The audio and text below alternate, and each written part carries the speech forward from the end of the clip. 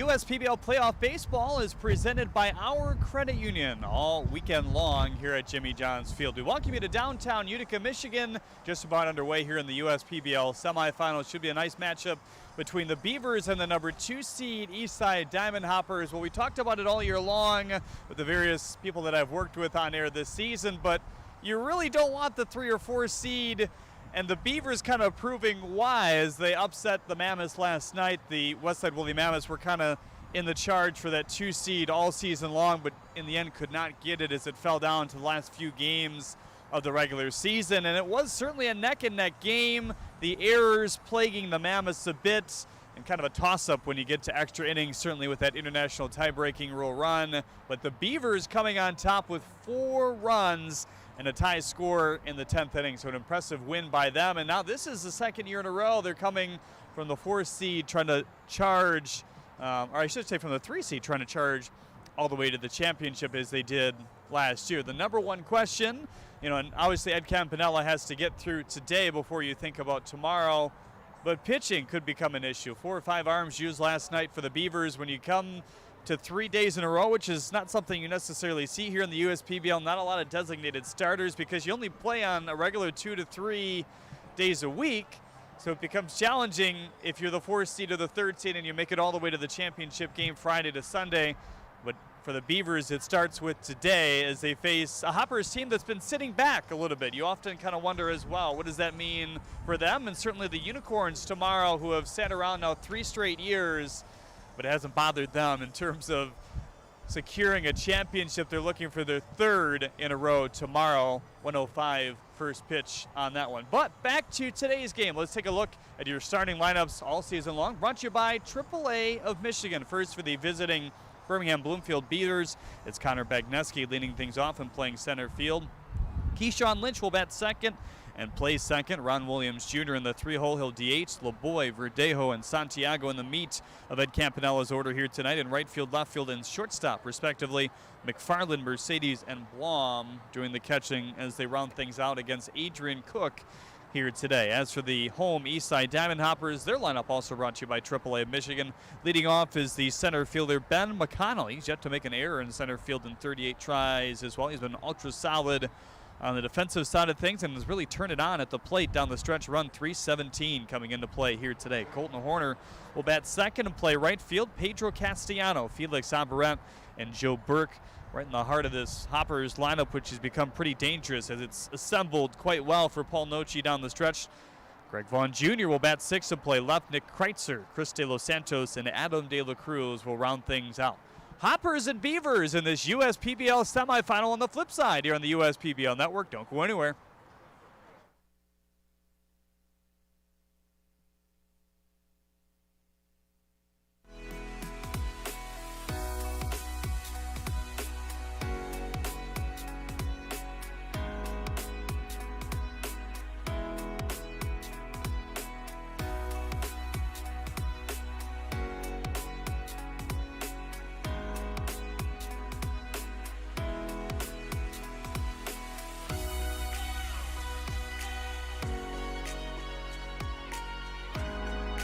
Throughout your life, from big moments to ones well-earned, we're your financial guardian angel.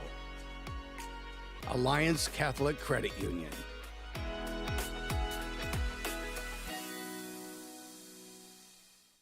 Your neighbors are going to be jealous when they see you're getting a new Connecticut water system. Say goodbye to hard water problems. No more spots on your glassware. Your laundry will feel and smell better. Your hair and skin will look and feel better. Say goodbye to hard water problems and say hello to great tasting crystal clear water with CGC Water.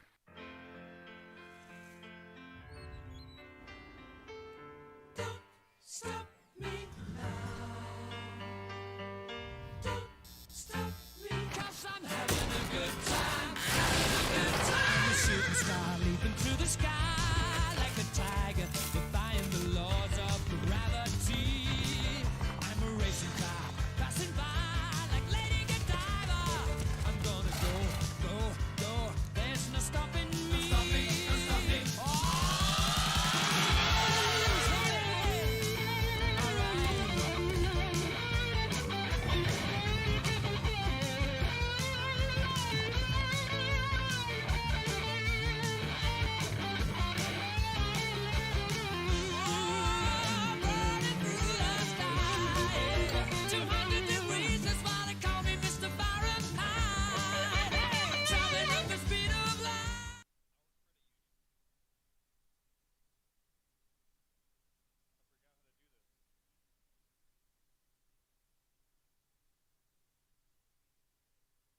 Welcome back, everyone, to Jimmy John's Field. The Beavers and the Hoppers getting ready to do battle in this semifinal playoff game on the USPBL Network, presented by our credit union.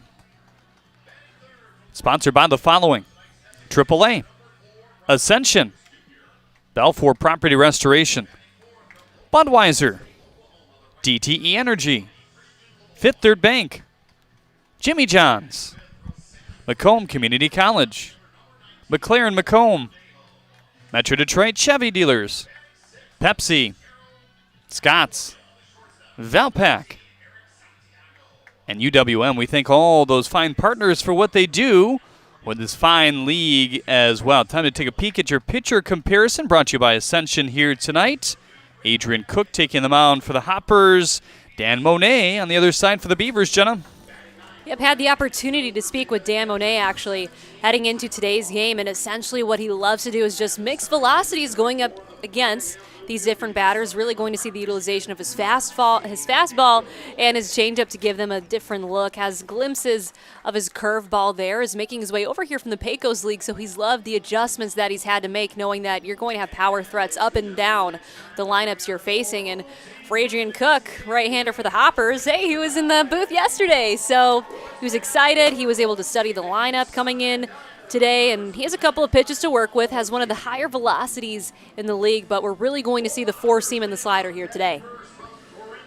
Good stuff. The starting lineups are being announced here tonight. The crowd is still filing in as we get ready for some more playoff baseball here today. It's a quick turnaround for the championships tomorrow. Obviously, the Hoppers, if they win, will still be fairly well rested. The Beavers, on the other hand, will have to win 3 straight. Can they do it? We'll find out next here on the USPBL Network.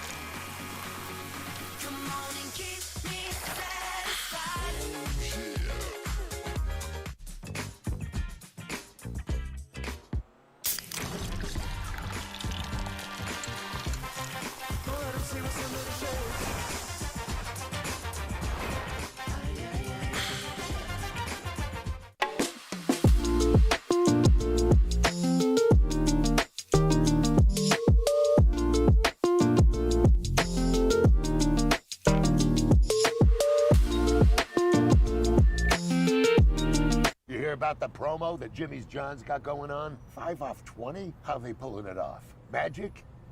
You got David's Copperfields in there?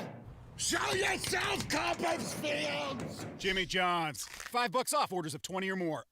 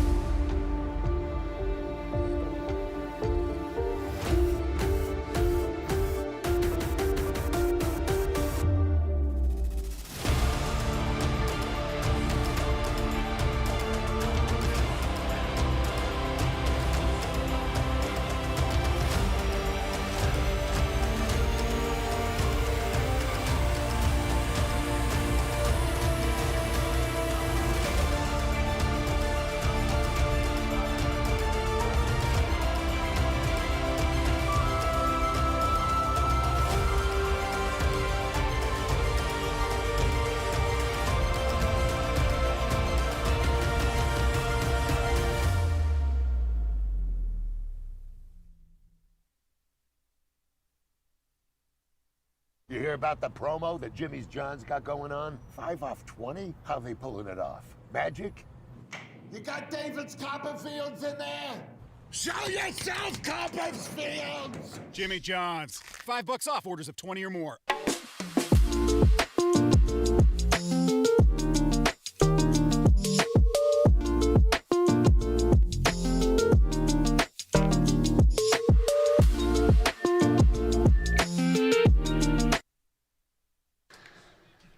Semifinal here in the USPBL about to get underway. 80 degrees at game time here. A wind gust of 15 miles an hour. Look out for the big time home runs here today that we could see. Check the defense behind Adrian Cook here today, brought to you by AAA of Michigan.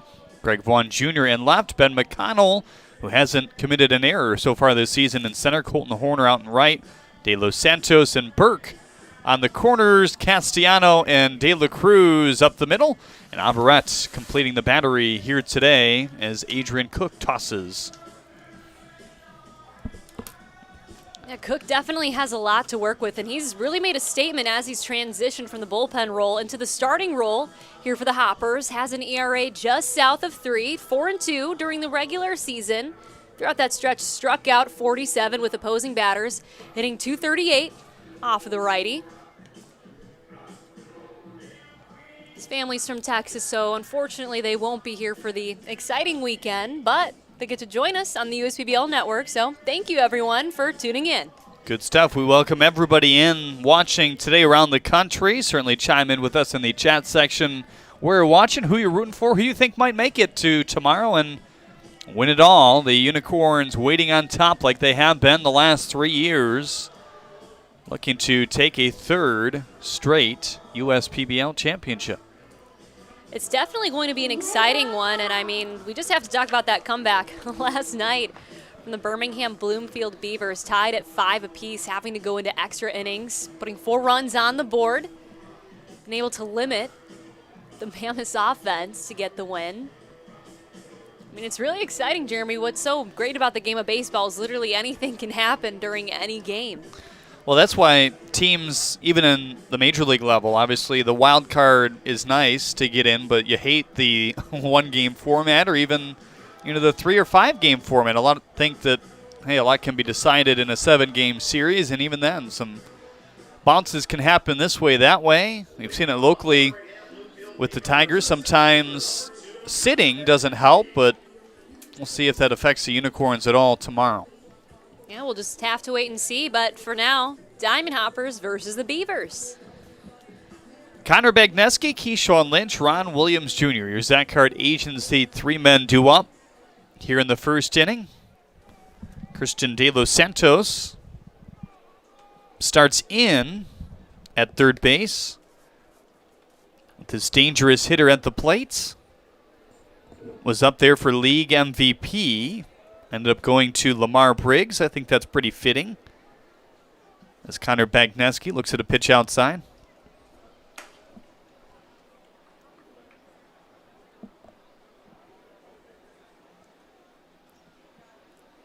Cook rating the 1-0. Here it comes. Fastball in for strike 1. Talked to Paul Nochi about, how many Cook could give him here tonight, and Paul said, hey, he's probably going to want to stay out there as long as he can. Looking at least probably 80 pitches tonight. That one hangs up. Greg Vaughn Jr. in left for the first down. Yep, Greg Vaughn Jr. just had to shade a little bit over to the right there to make the grab, but nice poke by Bagneski. He's definitely one of the offensive threats here for the Beavers. But Cook is able to take one down. And Cook hasn't really stopped starting. There was a point in this season where he thought that he might be done until the playoffs, but they just ended up doing shorter starts for him. And that worked. And certainly in a league like this, you can get away with that a bit more, just based off the lack of innings that you have to crunch sometimes. McConnell, 2 up and 2 down. Wow, Lynch was very aggressive in that at-bat. You kind of have a sense of what Cook is able to throw, given that you faced him so many times this season. So he saw what he wanted and made solid contact, but fell into the glove of McConnell. That's an interesting point that you made, Jeremy, because that's something that A.J. Coleman talked about, too. They kind of reworked, how many innings he was throwing and rearranged his schedule a little bit so that the Mammoths win on Saturday against the Unicorns.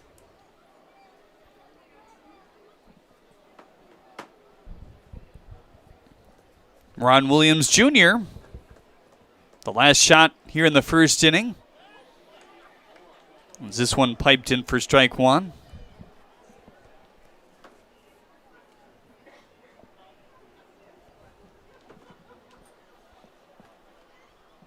That's something that Adrian Cook has done a lot better as the year has gone on, establishing those first pitch strikes and or early ahead in counts types of situations. We saw a lot of walks in the early part of the year, but he's really ironed that out quite well. I mean, the walk to strikeout and the strikeouts and Ks per nine compared to the walks, probably still not where he would want it to be, but takes a lot of sample size to kind of work away from some of those things sometimes. So 25 walks to 47 strikeouts coming into play tonight. Yeah, during his last outing against the Mammoths, he struck out the first 3 batters that he faced. Very close to an immaculate inning. Had 1 ball in there.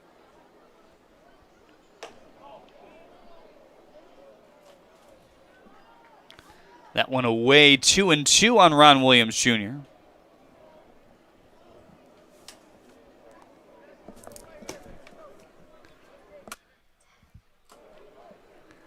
First 2 recorded. Back-to-back lineouts by Cook. Devon Jr. and McConnell looking for the third. A shifter that's going to roll foul. Yeah, it just looks like Williams Jr. didn't really get a good piece of it there. It's kind of weird as we watch the weather, too. There's not really any rain in the forecast, but it's just become a lot more cloudy and less sunny. I mean, obviously the day is shrinking, but I think it's a bit too early to talk about darkness at this point. Well, we've got the lights on here. Plenty of fans as well. Definitely going to be a thrilling game. That wind still blowing out to left center field. It's ripped a bit more than that in batting practice, but certainly could be a factor here tonight. Now the 2-2 again. Fastball at 92 carved inside. And that will be an interesting development to track as well, because Cook has talked about, he's brought his kind of 80% fastball at the beginning of his starts and then worked it up when need be. How does that react to a game like this? Big pitch here, the 3-2.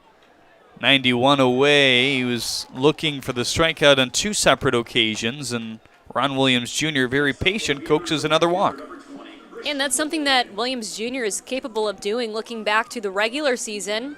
Had 18 walks. But also your point to that, to the 80% fastball. You look at Kinney for the Beavers when he threw that no-hitter against the Unicorns. He said it was just over 80% of his usage was for fastballs.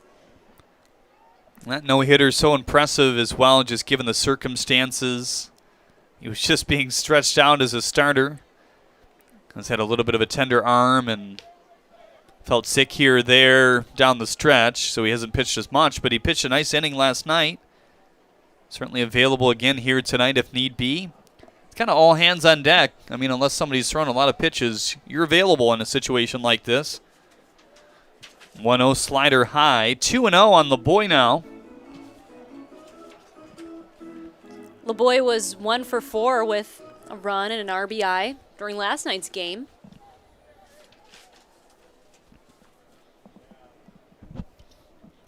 Williams Jr., decent lead over at first. 2-0. Was that a fastball? It's a little bit too hard for a changeup at 88, but it's more than you usually see him take off this early in the game. He's been more 91, 92 here in the first. Another one at 89, and LeBoy doesn't love the call. I believe it was Ledbetter who came in last night. I think the scoreboard said he threw 143 miles per hour. We've had a few of those. Yeah. Always kind of fun. Williams going. That one fluttering to Cook. Plays it easily. Little shovel throw to Burke, and able to get out of this inning after the 2-out walk here in the first inning. Now time for your Thrifty Florist Sweethearts of the game here today. There she is, Tiger fan. Proudly clutching those flowers with JJ next to her as well. Your Thrifty Florist Sweetheart of the game here today. Time for your Freaky Fast Facts presented by Jimmy John's once again here today. The Tigers have won 11 American League pennants, hoping for another one soon. Reggie Jackson earned the nickname Mr. October for hitting 3 home runs on 3 pitches with 3 different pitchers during the 1977 World Series. Pretty good stuff there. And the shot hurled around the world was a walk-off home run hit by New York Giants third baseman Bobby Thompson that won the NL pennant for the Giants. Those were freaky fast, Jeremy. They sure were. And there's your starting pitcher for the Beavers. It's Dan Monet.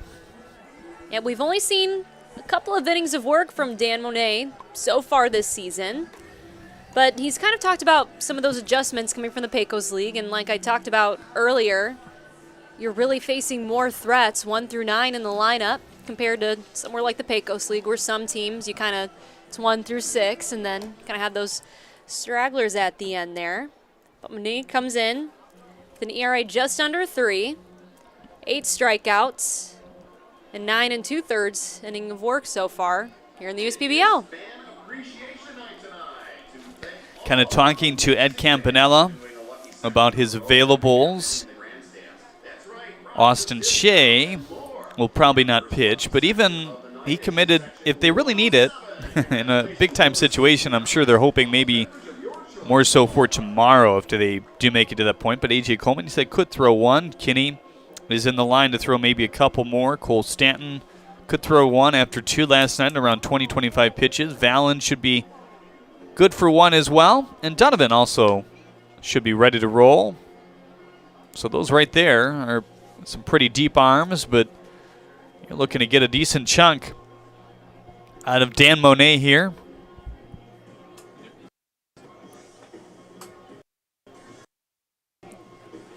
Nine-inning game no matter what here today. No time limit in play. So you have to manage your pitching very carefully. Yeah, coming into the USPBL, Monet had no idea that he'd play this kind of role in the postseason, but things have been going well, gets the nod, and it's an honor, really, he said, to be in this situation and have his defense back him up. Got to be ready, right, for any situation when you come to this level. Ben McConnell carrying his .317 average into tonight's game, steps to the plate. 17 walks to 21 Ks as well. First pitch fastball outside, 1-0. McConnell, Horner, Castellano, your Zach Hart agency, 3 men due up. 1-0 off the glove, maybe of Monet. Lynch has it, though.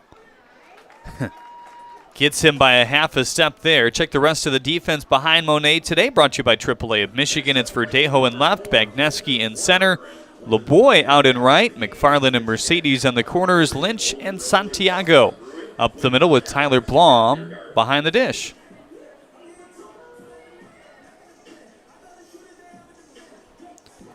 Colton Horner, and a nice addition to this Hoppers team, has given them some more catching depth as well.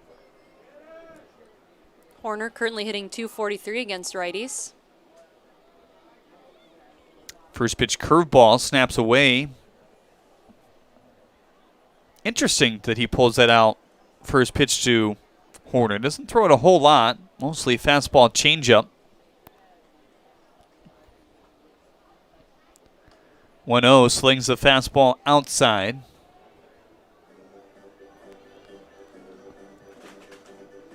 So we'll see how these outfielders play this game overall. If this wind continues to gust like it is, it's picked up a bit more to right center field, you see there. 2-0 is low. 3-0 on Colton Horner now. And Jeremy, now since you mentioned the win, I don't think I've seen that flag out in center wave that much in a minute. It's been pretty still in games as of late. Yeah, it seems like for the last month or so we've had some here or there, but not a whole lot of games where it rips that fast and hard. 3-0. In for strike one. And you'd have to imagine the postseason jitters that you might have stepping out onto the mound, getting adjusted, coming in to play this kind of role in a game.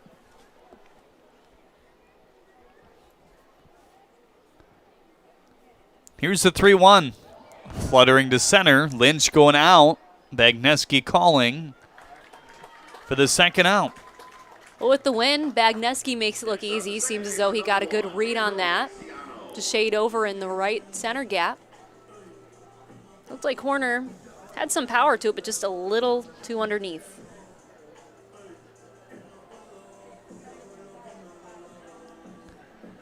Steve McConnell chimes in on YouTube, says he's watching from Corinth, Texas. Go Hoppers, go Ben McConnell. John, Blake, and Stephanie all rooting for the Beavers.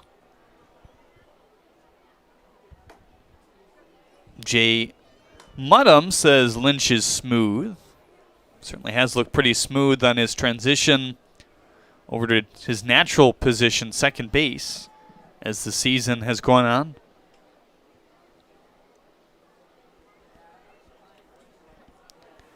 Here's the 1-0 to Castellano. Changeup that kind of sailed on him outside at 80 there. Yeah, seems as though Linne's kind of struggling to find the strike zone during this start. Regardless, he has gotten 2 quick outs in the first 2 batters, but you're right, he's fallen behind both. And now Castellano joins that party as well. 3-0 on Pedro, playing second base once again. A little bit of extra base pop in this bat that's hit 221 throughout the regular season. Now the 3-0. Fastball in for strike one. Needed that one. Last thing he wants to do is walk Castellano and pitch to Abaret. Yeah, that is definitely not someone that you want to face in the first inning. Looks like Castellano had to hold up on that one a bit. The 3-1 off the plate outside, and if there's anybody that you want to put money on in terms of hitting a home run in weather like this, Abaret not a bad candidate. No, it always looks like a laser when those home runs come off of the bat of Abaret. Leads the entire league during the regular season with 9 bombs. Also leads the Hoppers with 21 RBIs during the regular season. .559 slugging percentage. And behind him is Joe Burke, who leads the Hoppers with a .745 slugging percentage. 51 at-bats. Impressive stuff. Trying to continue it in a big game like this. First pitch curveball. Second time we've seen that from Monet for strike one.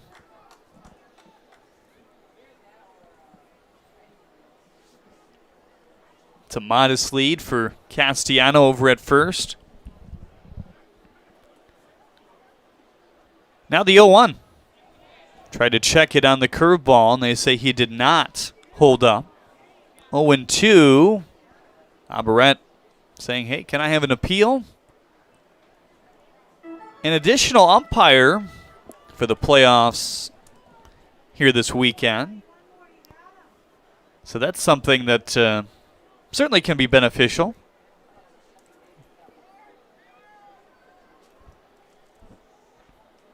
The 0-2. Blocked well by Blom. I mean, in the major leagues, you see the ones down the lines as well, left field and right field, when it gets to the postseason. Yeah, behind the dish, Blom is ready to go. Both times he's been checking the runner. Threw off the mask pretty aggressively prior. Really the only catcher left on this Beavers roster right now. Another good stop there. 2-2 on Aberrett now. Blom, another guy coming over from a fellow independent league team in the middle of the season. Had the chance to catch that no-hitter from Jake Kinney.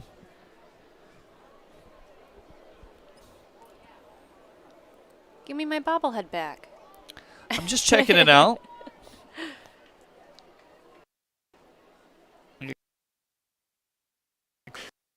Detroit Chevy Dealers mascot racers. You got JJ to your right. I know that's not yours, but. No, sorry, that's how vague that sounded on the broadcast. I wish we would have grabbed one of those Randy Dobnak ones too, but no luck on that. Yeah. Maybe there's some still floating around.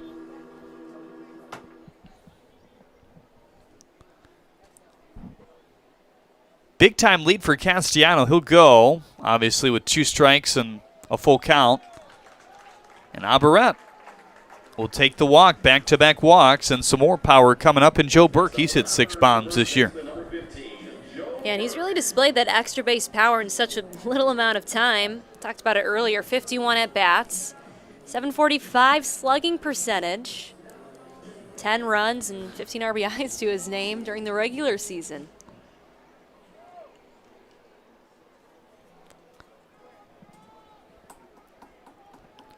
Really brought that power ever since he arrived. It didn't take too long, and that's not surprising from what he did at the college level, as this one is in for strike 1. Has the record, 52 career home runs at his alma mater.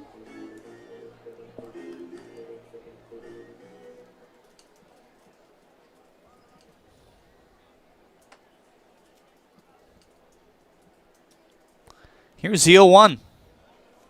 Changeup really running away, but throughout his career, that's his go-to pitch.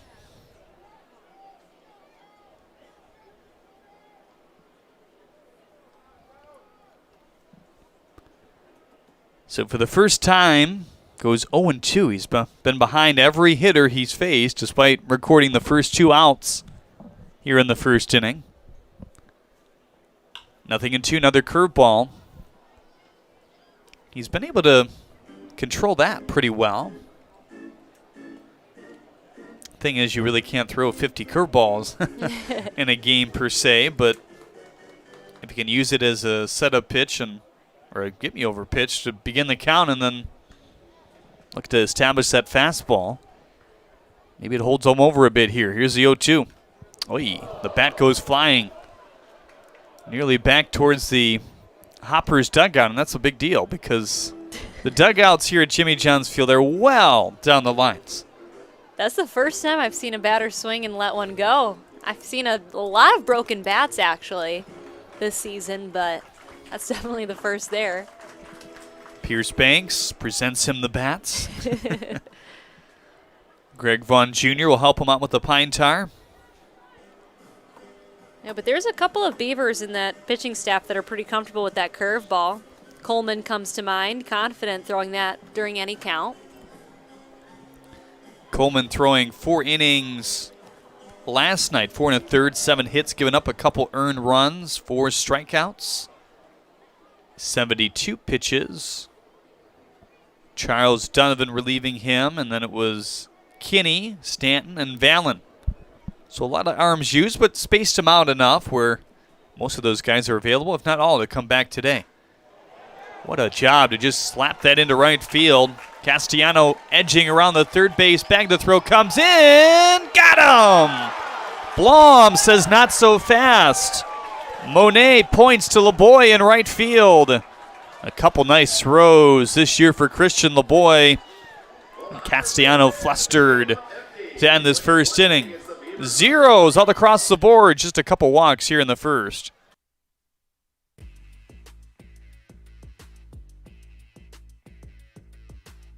So I was snowboarding in Lach, Switzerland at a snowboard competition, and I did basically 2 flips and 1 rotation coming out of it. David had a bad injury to his shoulder and unfortunately was unable to continue doing what he liked to do sports-wise. I knew I was going to be out of commission for a little bit, We were able to do surgery, do this arthroscopically, do this outpatient, minimally invasive. The sports medicine team at Ascension, Michigan really helped me get back to soccer and working out, but also my main goal, competing at a global snowboarding competition.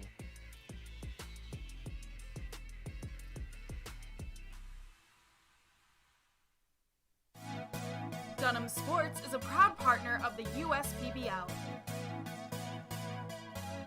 Big names, low prices, delivering value since 1937.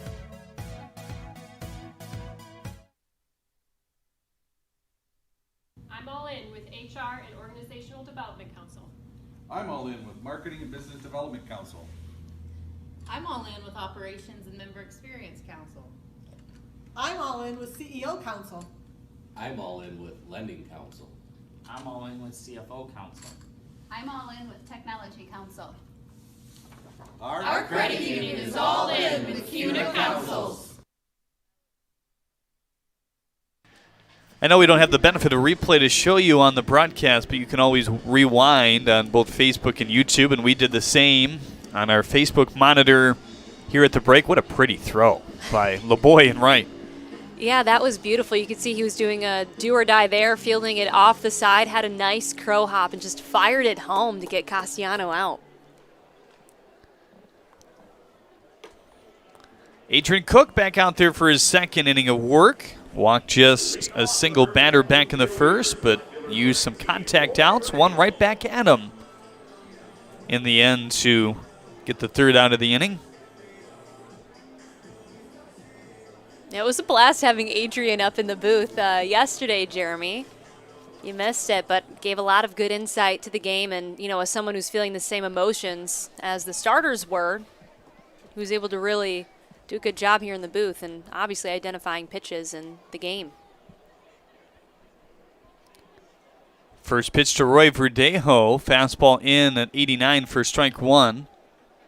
So it's interesting. He scaled back that a bit more. He came out kind of firing 91, 92, I think is the high we saw back in the first inning, but has been more 88, 89 since. 190 away from Roy Verdejo. And so far this season, Cook has topped out around 96 miles per hour, but it's kind of crazy because in conversations with him, he still feels like he has more in the tank when it comes to velocity. And if that is true, that's going to make him even more attractable. 1-1, looper down the left field line. Vaughn Jr. sees it scoot. Fair ball. And it hops over the left field wall. Verdejo confused exactly what happened, but he put things in play and good things happen. Yeah, bouncing over the fence there, that'll grant him access to second base. But yeah, the way it just kind of fell in a little bit, but major hop, and it was fair. I'm not sure that Vaughn Jr. thought that it would land fair. I guess in the end it didn't really matter because it hopped over, but that could have been dangerous with Verdejo, who runs pretty well. If that one goes to the corner, you could have saw a triple, which is hard to do here at Jimmy John's Field, as we've talked about in the past. First pitch changeup to Santiago away. And Abaret was really hoping for the appeal, but they never granted it. Yeah, during yesterday's game, we saw Santiago in the 2-hole. Now moved down to batting sixth. Yeah, really a lot of time at the top of the order since he got to the USPBL. Him and Connor Bagneski kind of flanking the top, but Keyshawn Lynch has been reaching base at a bit of a higher clip, still hitting the ball really hard as he has all season long. Started to see the results drop in a good way. 1-1, change up away. 2-1 now on Santiago.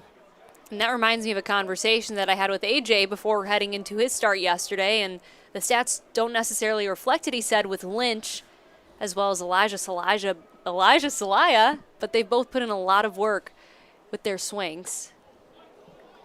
Swinging out of his shoes there, 2-2. But they just have a ton of hard outs. Like you think about Keyshawn Lynch, led the team during the regular season with 7 doubles. And Elijah Salaya, I think only 5 hits during the regular season, but like 2 doubles, 2 homers.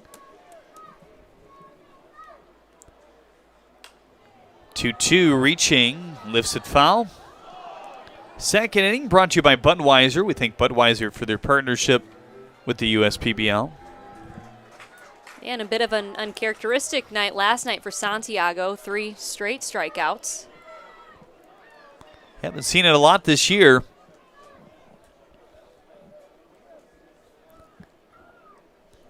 Verdejo dancing off second, and Santiago maybe has Staying Alive playing in his ears.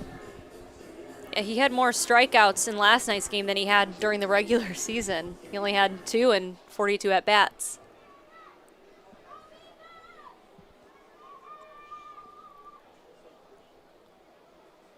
The 2-2 again. Ooh, froze him. I'm not sure if Santiago had a straight take there or didn't expect to see that pitch land where it was, and I think Cook, for the second or third time today, was really hoping for the K there on the call. Yeah, he said no matter what, if an umpire calls a strike, he'll take it. Who wouldn't, right? Right. Full count pitch, fluttering slider, and that'll zigzag its way foul. Man, if that didn't roll foul, looks like it would have been a bit of trouble there. Santiago definitely has some wheels. I think that might have caught everyone a little off guard as well. So a leadoff double by Roy Verdejo, just kind of a looper down the left field line to start this second inning. Now a good battle by Eric Santiago, just fighting off some tough pitches from Adrian Cook. What does he bring here? Slider again. Abaret looking at foul. And he's getting a little bit better differential on that slider, it seems, lately, which is something that Justin Orenduff wanted to see a long time ago when they were kind of tinkering with that grip. But I think that can be a good thing for him if he has that average maybe more down at 76 or so. It's been around 79 this season. That fastball dusting 91, 92, 93. There's 92, and Santiago looks at strike 3. And that'll be 1 out here in this inning. And Travis McFarland could be the guy to get a run across home plate. Seen a lot of extra base power from him in the regular season.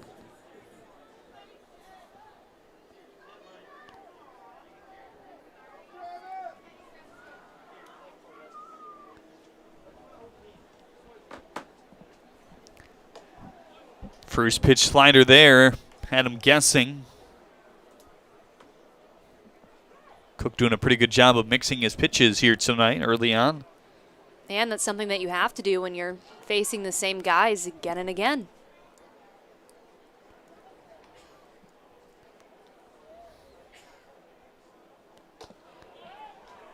Another one at 78 for strike 2. Well, you talked about the velocity there.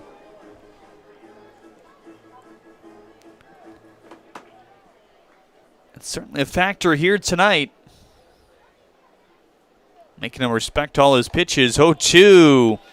A bit more on at 80, but also slicing to the exterior. So 2 up in a row after the leadoff double and 2 down via the K. Yep, it only took 3 pitches for McFarland.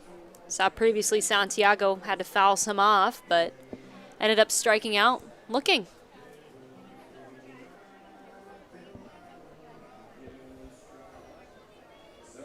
That'll send up Nefi Mercedes, and he was pretty phenomenal last night. 2 for 4 with 2 runs and 1 RBI, accounting for 3 of the 9 runs. Coming up big certainly for this Beavers team. Hitting 8th for the second consecutive game. It is nearly a carbon copy of last night's lineup, with the exception of Santiago hitting a bit lower, pushing Keyshawn Lynch up to second. He hit third in last night's game. 0-1, couldn't hold up. It's a strike anyway on the 77-mile-an-hour slider. Yeah, the slider's been working well for the last few at-bats for Cook.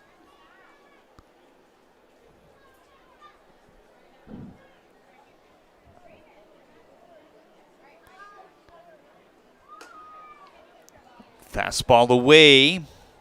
So the only thing about this second inning, I mean, he could get out of it unscathed, but the pitch count starting to work its way up a bit. Fairly efficient in the first, with the exception of the long at-bat to Ron Williams Jr., which ended in a walk. Another slider there, 2-2. It's been kind of feast or famine with that one. It's either hooked right in or hooked kind of away. The one away to McFarland worked out because he chased it. Maybe he's thinking about that right now as he tries to regroup off the rubber.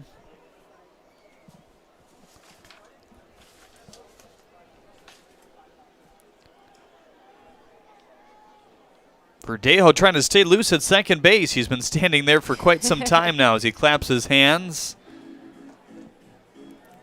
2-2 on Nafi Mercedes now, the third baseman once again here tonight. It's a big pitch here. We'd love to get out of the inning with another K. Does just that. Biting changeup, the best one he's uncorked here tonight in a big spot where he hadn't thrown a lot here in the second inning. Nothing becomes of the leadoff looping double down the left field line. We're still tied at zeros. Attention Michigan, there is absolutely no need to drive all over town searching for new flooring. When the Carpet Guys will come to your house on your schedule, we'll bring our store to your door so you can shop in the comfort and privacy of your own home. And you'll love our huge selection. Buy right now with interest-free financing for up to 4 years. You can carpet your entire home for as little as $11.99 per month. Let the Carpet Guys take the stress out of buying new flooring. Call for a free in-house shopping experience today. Be wise, call the Carpet Guys at 855-4MY-GUYS. They call me Prospects. Since the day I was born as a diver's watch, the challengers of the world have taught me many things. Life is not a numbers game. It's about challenging ourselves. No matter what happens, just follow your heart. These pioneers drive our generation forward. Not by setting records, but by never giving up. Keep going forward. Prospects. Available at Lucido Fine Jewelry.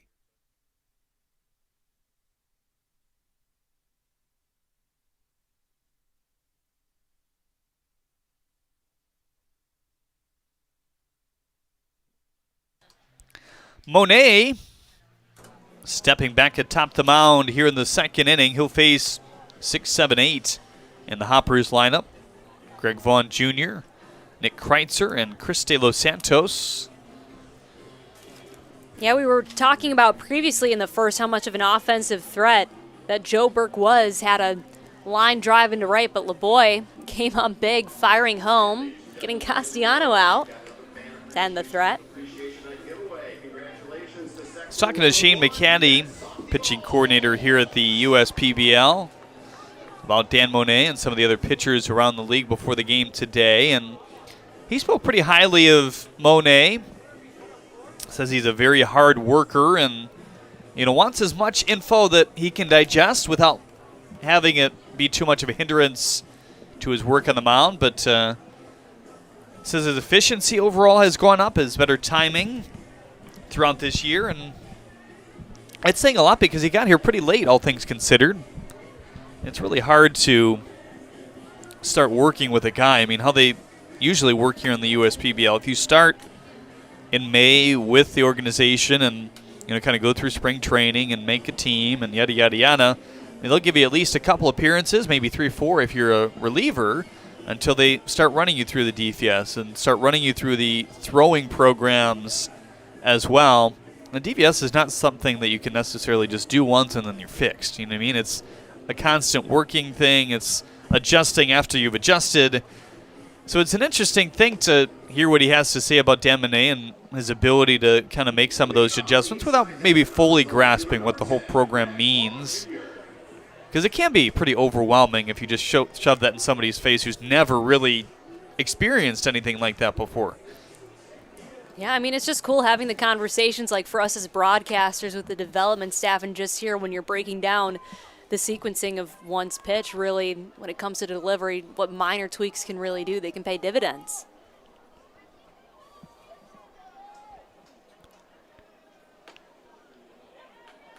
First pitch fastball slices in on the hands from Greg Vaughn Jr. So obviously Monet and Cook a little bit different in terms of what they're trying to do. Command control, the key for Monet. Really likes that change up in a lot of situations. There's the fastball that tails away. Cook can be the fireballer, but you also saw a really nice change up there at the end of that inning as well.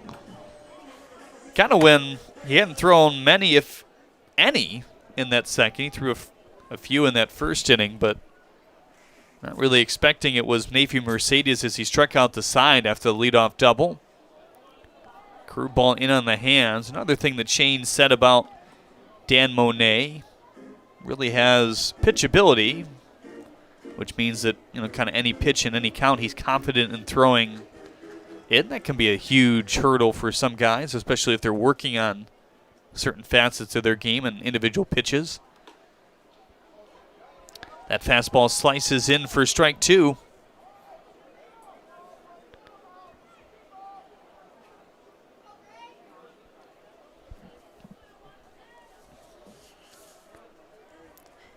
Yeah, Greg Vaughn Jr. leads the Hoppers in a couple of categories as well during the regular season. .429 on base percentage, came by way of 30 walks. The team in triples with 2. Which you don't really see too many of those in the USPBL. And certainly down the stretch, the walking has been more apparent for him, an important piece for his team as well. It's pretty good speed when he's out there, so always a plus to have him on the base pass.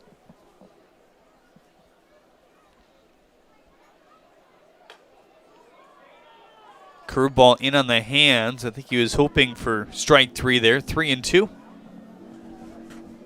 Yep, this is a situation that Greg Vaughn Jr. knows all too well. Full count.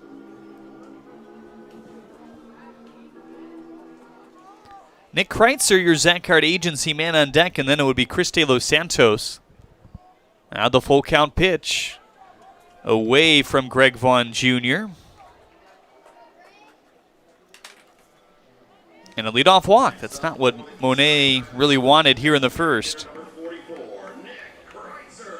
Yeah, no, he had back-to-back walks in the first. Now another one to kick off the inning here in the second.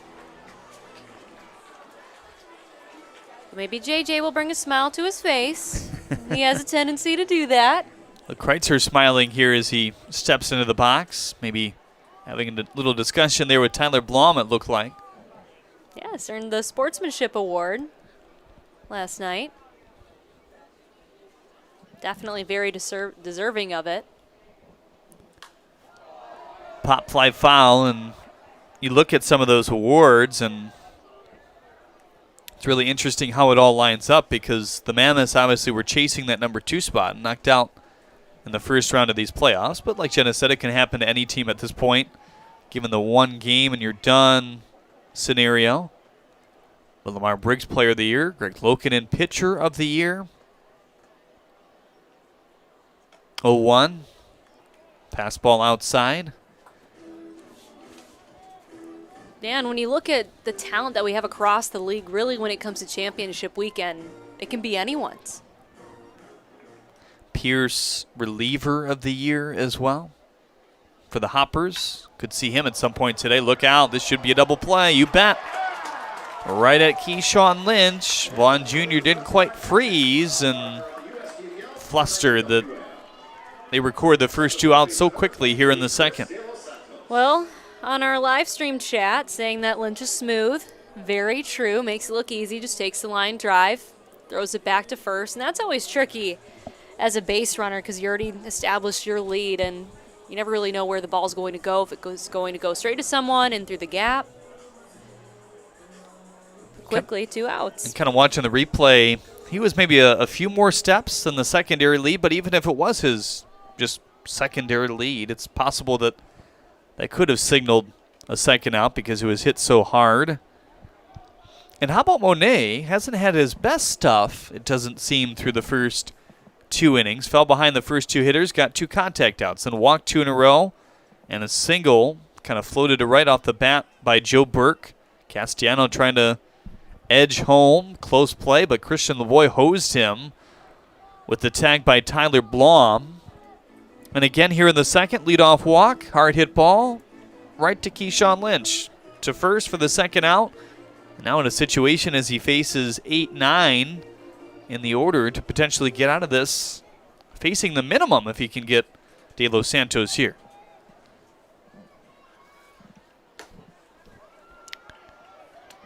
Fastball in the interior there, 3-0 on De Los Santos. It's the 4th 3-ball count we've seen already.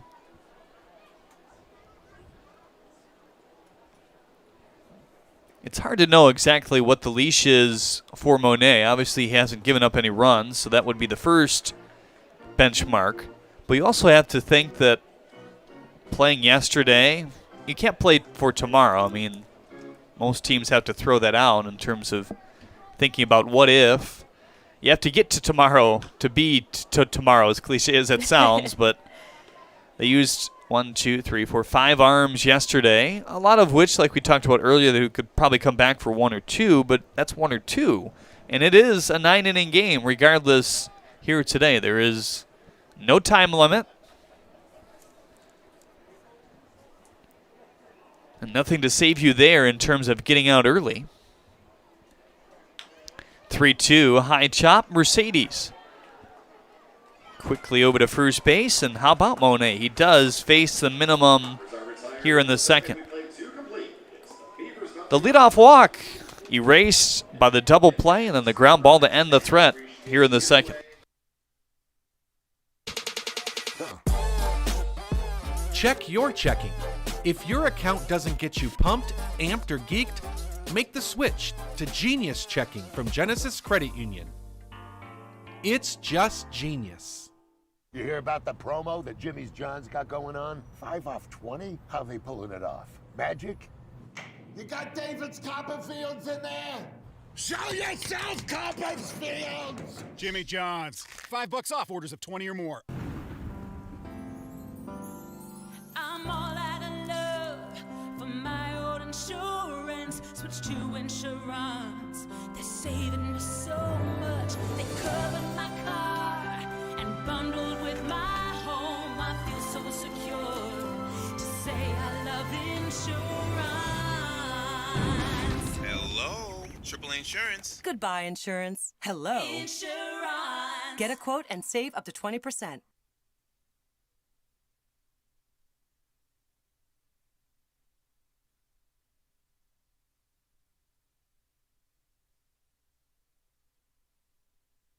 Jeremy and Jenna back with you here from the ballpark. So glad you could tune in. 3rd inning we go. Adrian Cook, not the hardest start to the 2nd inning. A double by Verdejo and then a long battle with Santiago. But if you're going to have that long battle, he finishes it off in the best fashion. A strikeout looking. Then the strikeout to McFarland. And the strikeout to Nafi Mercedes as well, as he struck out the side in the end. How about it? Yeah, I mean, you were saying that he's really been able to mix his pitch as well. When we look at the at-bat against McFarland, struck him out on a slider for Nafi Mercedes. There's the changeup.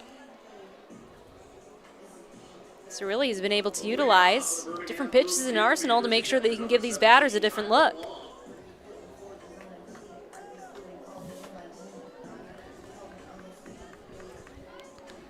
Tyler Blom, Connor Bagneski, and Keyshawn Lynch, your Zach Hart agency. 3 men due up. Adrian Cook. Only 1 hit and a walk given up to this point. First pitch to Tyler Blom. A curveball or a slider in for ball 1. It is kind of deceiving, though, because you're used to seeing that slider more 78 and looks very similar to the slider of Dan Monet, or the curveball. That is a curveball to him. Oh, boy. Little Olay swing by Blom, 1-1. Yeah, with the Beavers, it comes down to executing on good pitches. I mean, we saw it before. The last 3 struck out, and during last night's game, 11 Beavers struck out during that 9-5 victory. Fastball in at 90 for strike 2.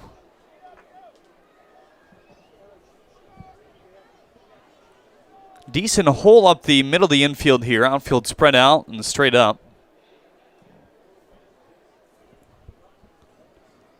Here's the 1-2. Boy, slider not the friend of Tyler Blom.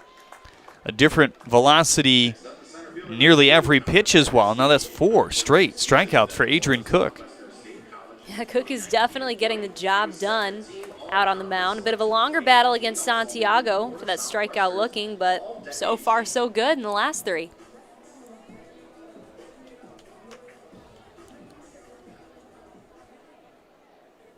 And that count not really extending for Cook. So that's a positive to begin this 3rd inning. De Los Santos creeping in again with Bagneski coming up here as he looks at one outside. 346 average throughout the regular season. Certainly some extra base pop as well. 5 doubles, a triple, and a home run. Slugs that one to left, hanging up, and wow. That one nearly in the same spot as Verdejo, kind of hugging the line, but ruled foul down the left field line. No, that was really close, but... Well, with the extra umpire, too, they're able to get a little bit further down the lines than normal. So with no outs, both of them play down the first and third baseline with, obviously, your home plate umpire, too. But that's not necessarily a luxury when you're playing with the normal 2 in the regular season.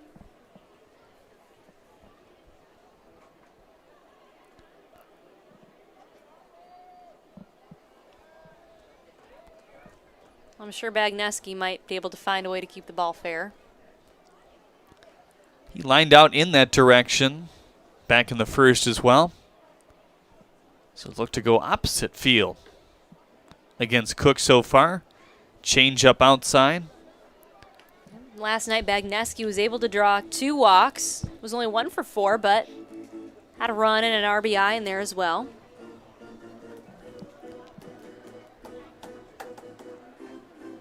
Sean Lynch also lining out in his at-bat back in the first before the 2-out walk. All contact outs in the first, but 4 Ks in a row now for Cook.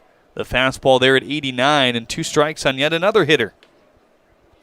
He took Santiago 3-2, McFarland 0-2, Mercedes 2-2, and then the last at-bat, Blom a 1-2. Can he finish it off on another 2-2 here? You just rattled that off. Very impressive. Hopefully it was right in my book. 2-2 again. Tough pitch. The changeup in on the hands. I like that selection there. His best changeup by far, though, the 1-2 Nafi Mercedes to end the second. And kind of that late dip to it. But he has these hitters guessing.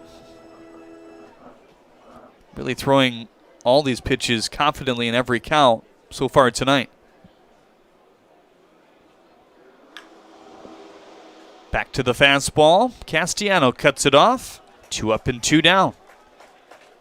Yeah, moving along pretty quickly. Here in the top of the 3rd for the Diamond Hoppers. Shane McCandy before the game was talking about Cook's ability to finish better really throughout this year.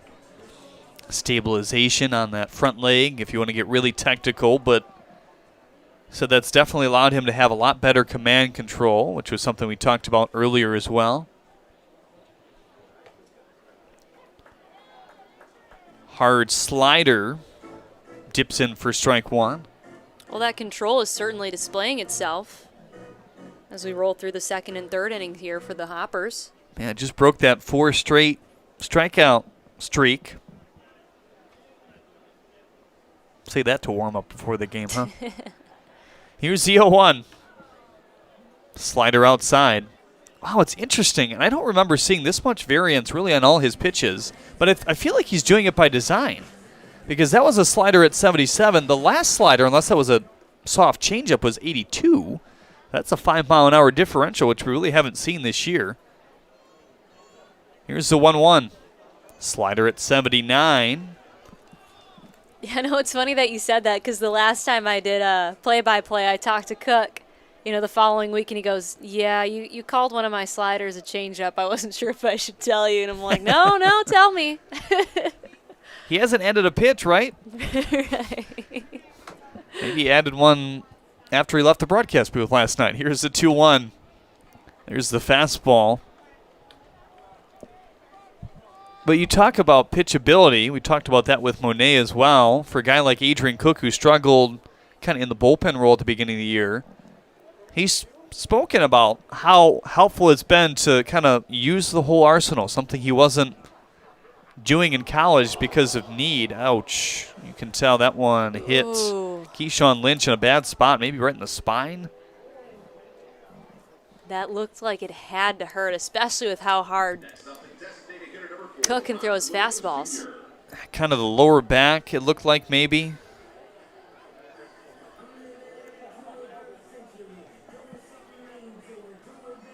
But makes his way down to first base. Don't see a trainer come out.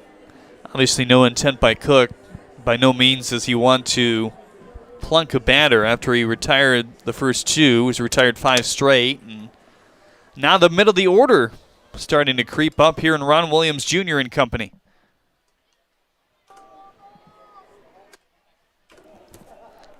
Ron DHing again here today. Walked back in the first.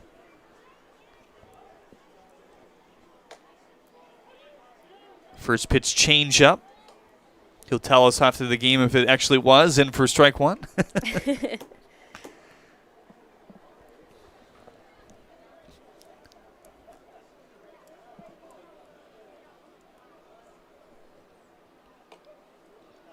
Fastball inside, 1-1. Ron Williams Jr. was the lone walk back in the first. Him and Roy Verdejo, the lone 2 base runners in the first 2 innings.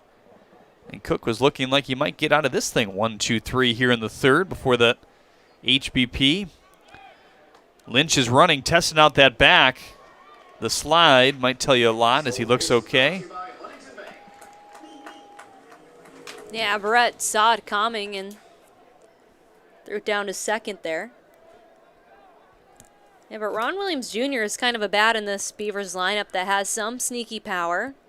3 doubles during the regular season, but he's come up in some big moments for the Beavers, being able to find a big part of the field.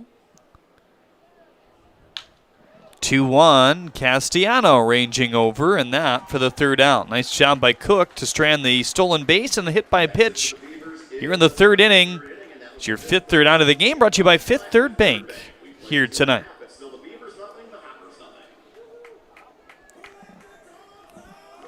Time for JJ the Water Boy, presented by Michigan First Credit Union here tonight.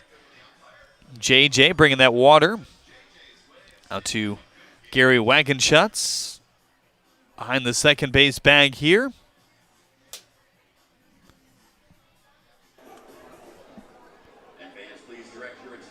Also now time for your DTE Energy Kid Race the Mascot.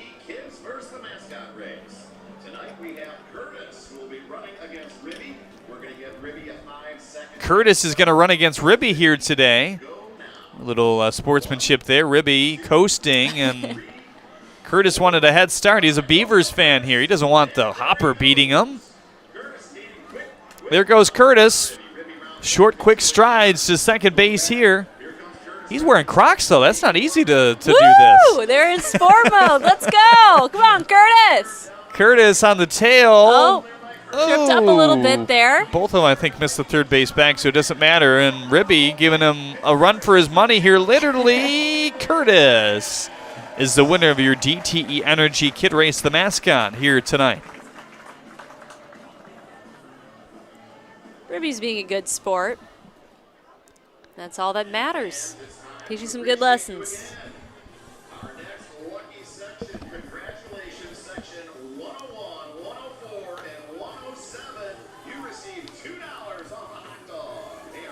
Fan Appreciation Day at the ballpark here today.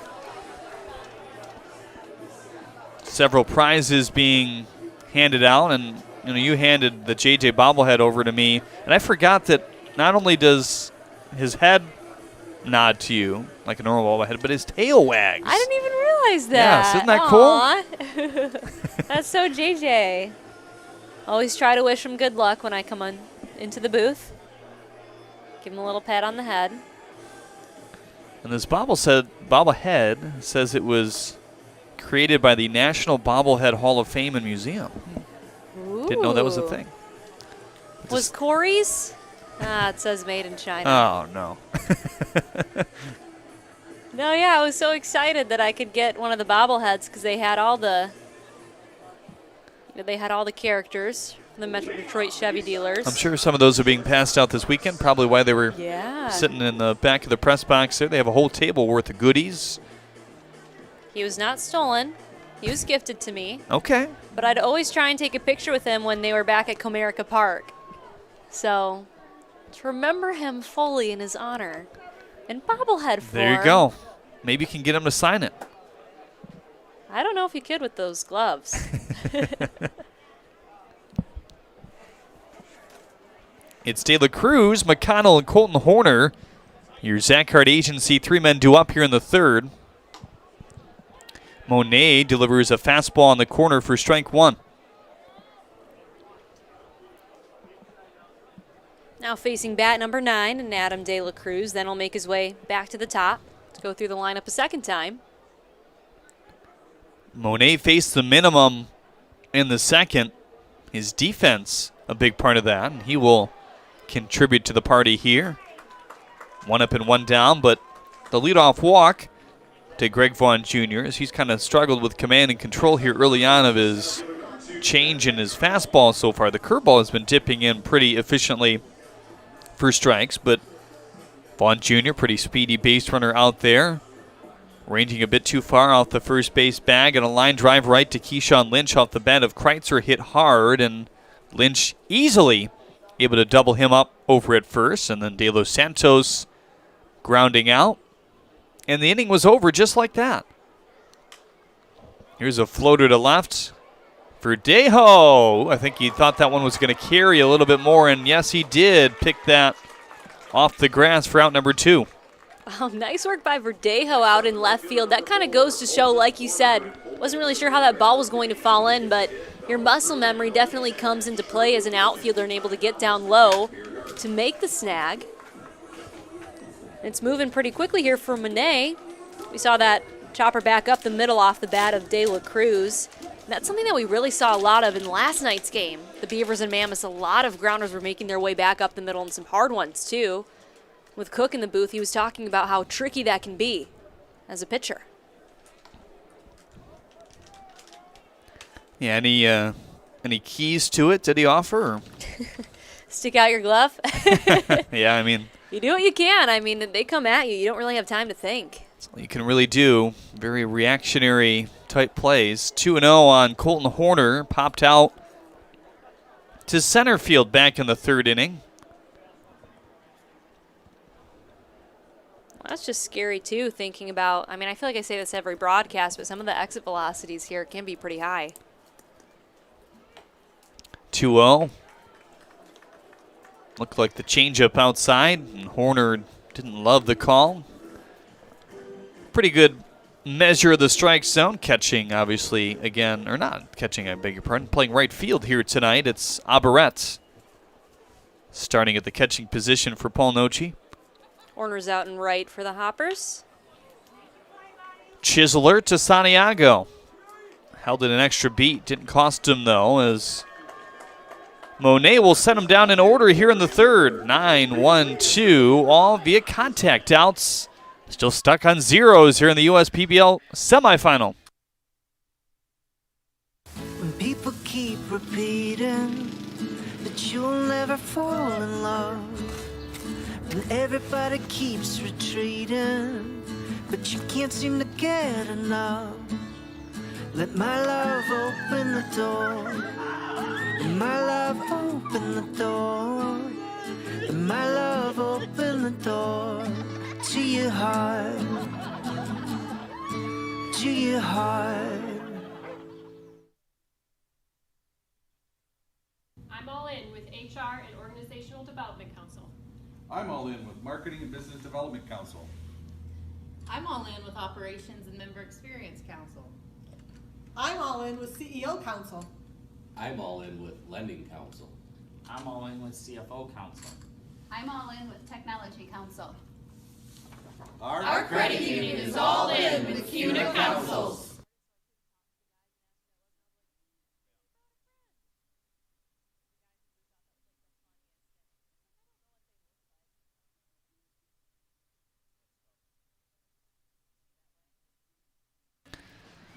Adrian Cook back atop the hill for the Eastside Diamond Hoppers to start the fourth.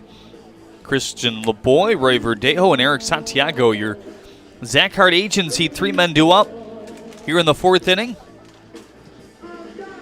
Yeah, and he's definitely facing the heart of the order now, and when you look at each one individually, they bring something different to the plate with them. Looking at Christian LeBoy, really displays that extra base power. Verdejo, good understanding of the strike zone.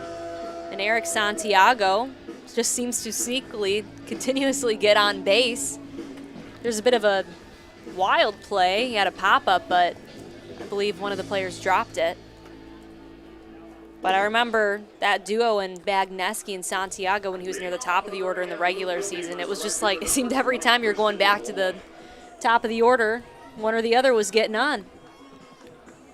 And the steals have been such at a high clip, high success rate at least, here in the USPBL, that you have two of those guys, and it's pretty fretsome, I guess, when they both get on. Is that a word, fretsome? Yeah, 19 stolen bases between the two.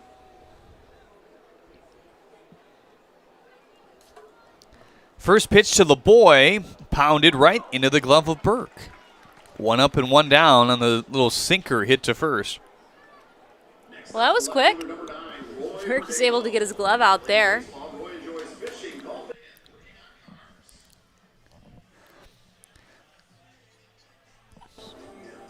Roy Verdejo had a leadoff double in the second. One that was very close to the line. We saw a similar play as well.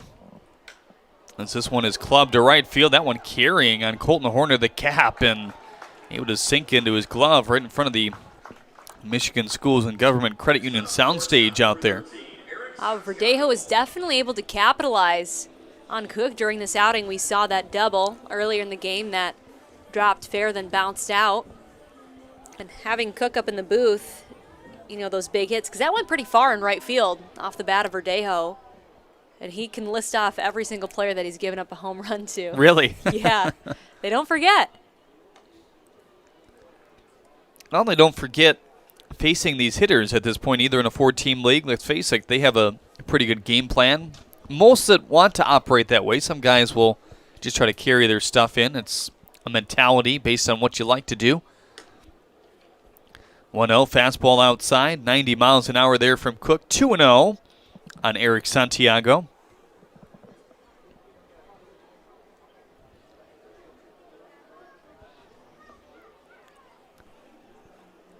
Travis McFarland on deck.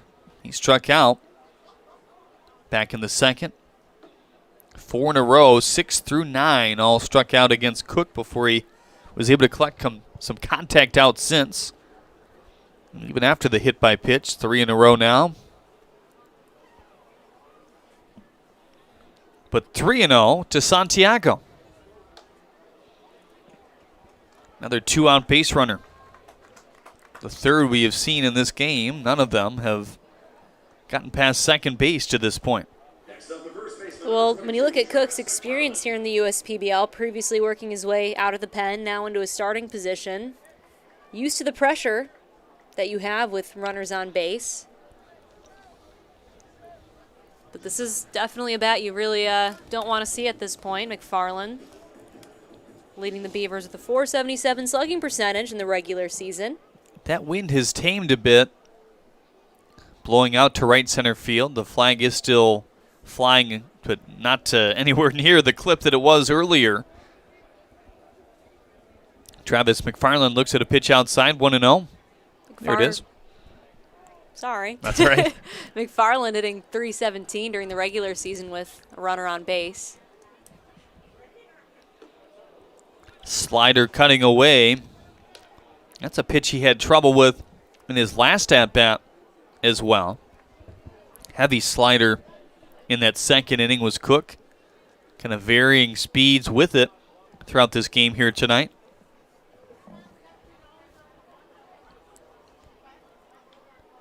Ooh, nearly zinged over the head of Burke.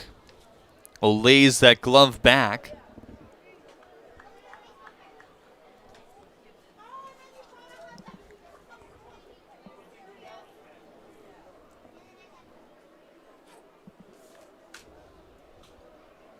Santiago dancing off of first, the slider, and again, McFarland chases, 1-2.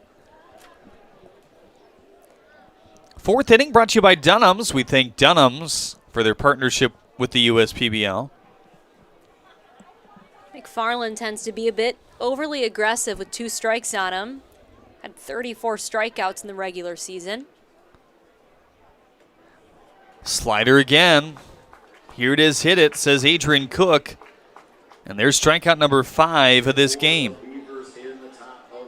Adrian feeling pretty good, I'm sure, about his outing so far. Looking for some length from him here today in a big-time game. While credit cards help pay for everyday expenses, carrying a balance each month can be tough on your budget. Since interest rates compound daily, the amount you owe gets bigger and bigger each day the balance goes unpaid. A Green Path debt management program helps you regain control of your finances by lowering credit card interest rates, reducing your monthly payments, stopping late fees, improving overall financial health, paying off credit card debt in 5 years or less. Our caring certified counselors work with you to understand your financial picture and support you on the steps to get control of high-interest debt and achieve financial health. Call 844-572-5921 and get control of high-interest credit card debt today.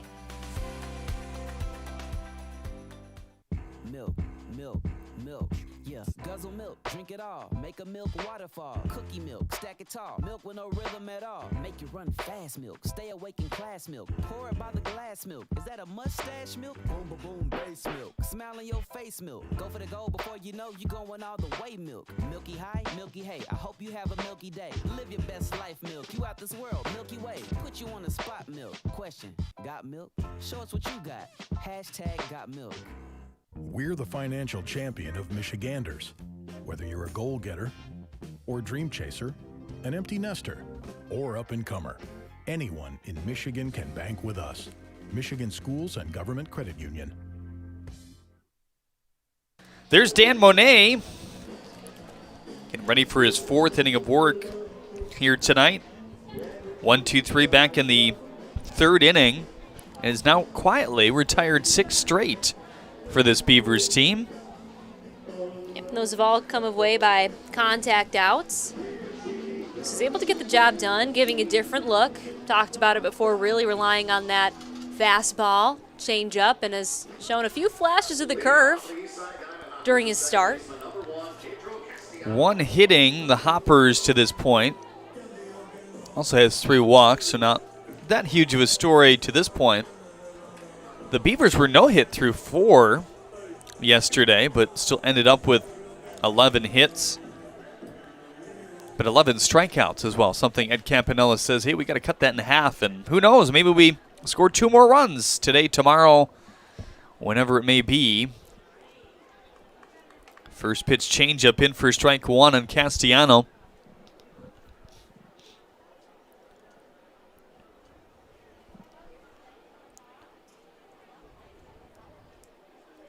Lefty on lefty matchup to begin this fourth inning. Castellano was one of those walkers back in the first. One up and one down again. Two straight plays by Eric Santiago.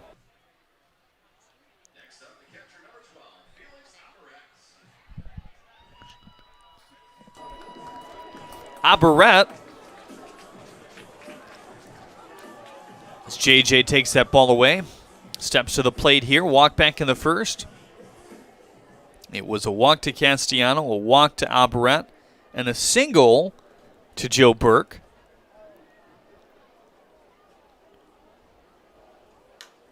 Fly ball left field, gonna yank that way foul. Anytime you see a little tomahawk there from Aberrett, though, you breathe a sigh of relief if you're the opponent. Yeah, but such a clean swing, man. It seems as though he does it so effortlessly. Paul Noce not necessarily surprised that he's been able to ramp up his home runs throughout the year. So he has a pretty luxurious home run swing when it comes down to it. Yeah, it was funny talking to Noce. This was earlier in the year when I was doing sideline, and I believe it was a game.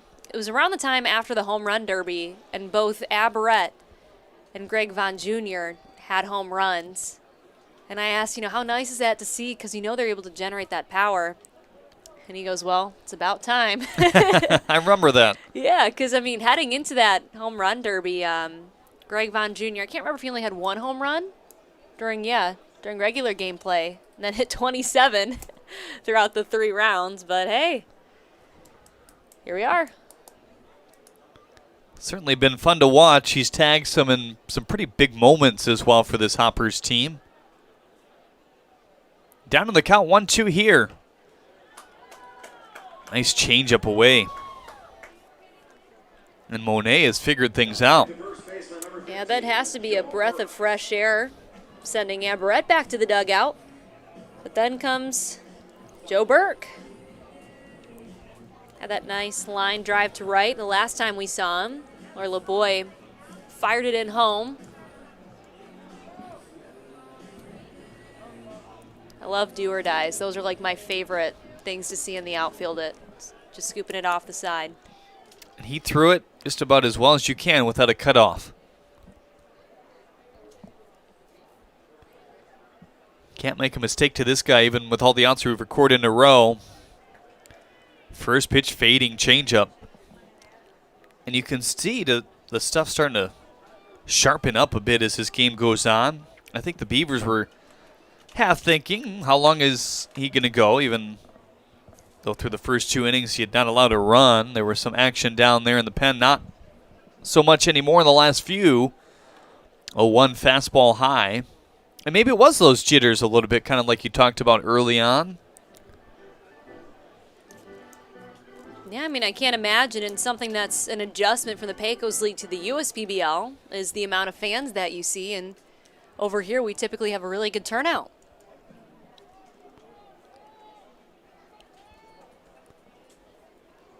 Looking for his second consecutive 1-2-3 bid here. Curveball in. And it's interesting, he's kind of gone away from the curveball. That was his get-me-over pitch when he couldn't command the fastball and the changeup. But when he's going right, he's mostly fastball changeup, as Jenna mentioned at the beginning of the show tonight. Greg Vaughn Jr. on deck, brought to you by Zach Hart Agency, and then it would be Nick Kreitzer after him. Outfielders playing deep, 2-1. Fluttering ball. The fans staring that one to their right. Some oohs and ahs as it takes a bounce. Joe Burke has been a dominant force in the batter's box going up against right-handed pitching. Currently hitting .324 against them in the regular season. And the power was always there, as we talked about before as well, but he started to really hit for average as well. .314 entering today's contest. 10 extra base hits and really limited at bats compared to everybody else coming in late. That one nicked the elbow. Oh boy, and a bit Blom as well. He's had some kind of season for plays like that.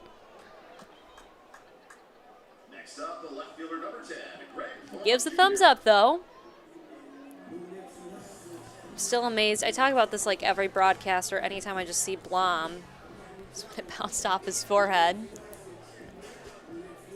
Mr. Griesbaum there, thinking should I take the bat or should JJ take the bat? Wagging his tail like you can do here with the bobblehead. Good boy.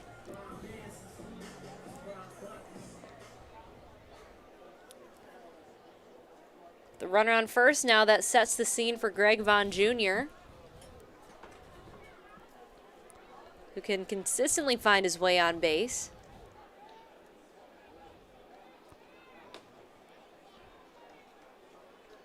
Fastball inside. You can see the reaction there by Monet. Probably flustered that he hits Burke. Broke a 8 batter in a row streak for him.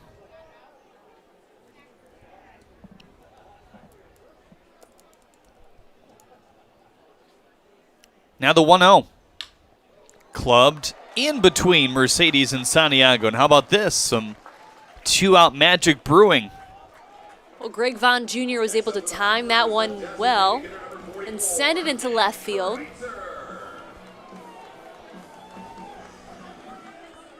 Now with runners on first and second, Kreitzer will make his way up to the plate, the designated hitter for the Hopper squad.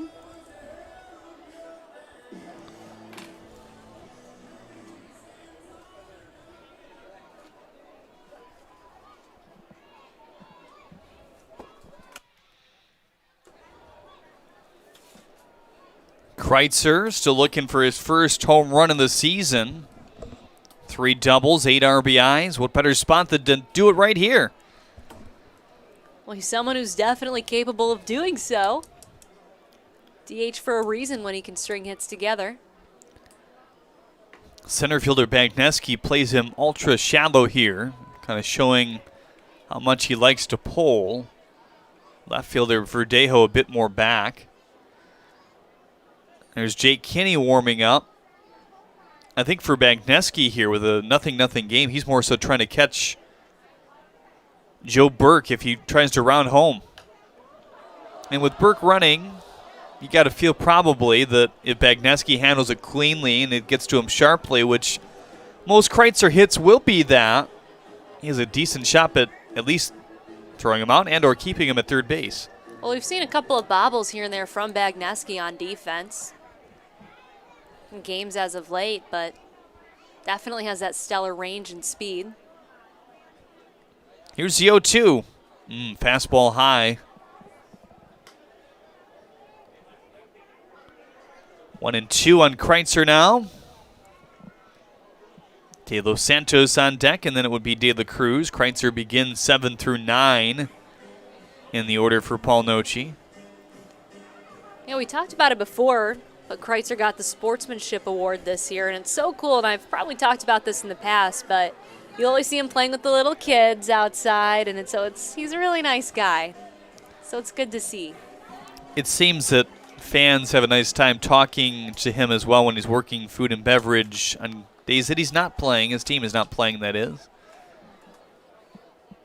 1-2 on Kreitzer.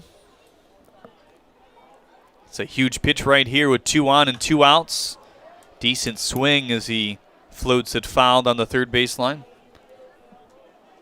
Way out of play as well to the left of the Cabana Suites. You ever sat in one of those down there? No, I haven't. I always forget that there's like more seats expanding beyond what we see here. That's a nice spot. You got the fans over you, keep you cool in the heat of summer, and then the fireplaces as well, fire tables. That one again popped up. It'll scoot wave foul down the left field line there. Yeah, Mercedes on the run. But man, that would be fun to watch a game in the right field berm, because that does just look like a good spot. I think it'd be cool to call the game out there. Oh yeah, we've talked about that. A number of fans really bringing the blankets out here today. But see, Jeremy, that would be tough with everything kind of being like flip-flopped for left and right. That's true, we'd see yes. it one way, but we'd have to call it the correct way. Right. 1-2 pitch fouled back. I've called a lot of college basketball where the cameras are on the opposite side of you, so that means the near wing is really the far wing and the left side is really the right side. That can be a little trippy. I can't even imagine. I haven't thought about that for basketball. Most of the time they try to keep the cameras on the same side unless they can't for that very reason. Here's the 1-2. Off the glove of Blom. Advancing to third, Burke. And Vaughn Jr. to second as well. So things getting dicey all of a sudden here in the fourth after 2 quick outs by Dan Monet. Blom kind of pounding his chest there, saying that was his bad. Looking over to Monet. But he's had some pretty quick pop-up times and some good blocks so far. Now we do have runners on second and third. 3 total hits on the board, no runs thus far. 2 hits for the Hoppers, 1 for the Beavers, no errors. Huge pitch, the 2-2, fly ball to left field, carrying Verdejo back to the edge of the track, looking up, it's gone! The Eastside Diamond Hoppers have a 3-0 lead, and the first professional bomb for that big fella. How about it? Nick Kreitzer, he was a candidate for the Most Improved Award this season. Gets some high fives here and makes it happen for the Hoppers. 3 runs now added to the board. Pumped up. Oh, Jeremy, you called it. You called it. I pulled out the yard card here. I put the arrow pointing to right field, though, so he carried it to left. And you could start to see that developing. 2 long foul balls, not necessarily in the area of ever being fair, but he was working through a nice at-bat, had 2 strikes very quickly on him. You saw the base runners advance, so the pressure pitches really ramping up. And all of a sudden, it's a 3-0 game in favor of the Hoppers. Man, and what's crazy is he's just able to generate that power because that ball was up really high in the air. Looks like Verdejo was a little surprised and left at how far back he had to track. But wow, that was up high, but still able to get over the left field wall. Here's a look at the flags. They're not that much of a factor to this point. No. If he rode that wind earlier, it probably would have went even further.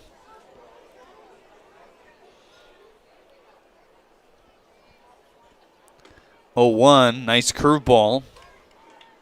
0-2 on De Los Santos. Yeah, Monet really able to dial it back in. Can't feel good after giving up a 3-run home run in the post.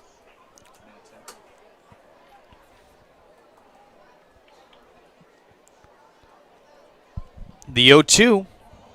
High fastball, and De Los Santos spoiled it away. Yeah, De Los Santos trying to stay alive. We've seen some really nice line drives up the middle from De Los Santos in key points in previous games. Really shows when he can time up the ball well.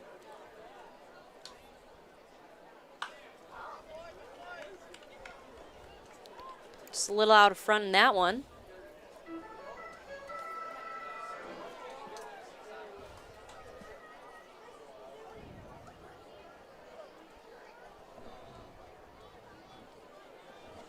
Oh, 2 still on De Los Santos. Grounded out on a 3-2 pitch earlier.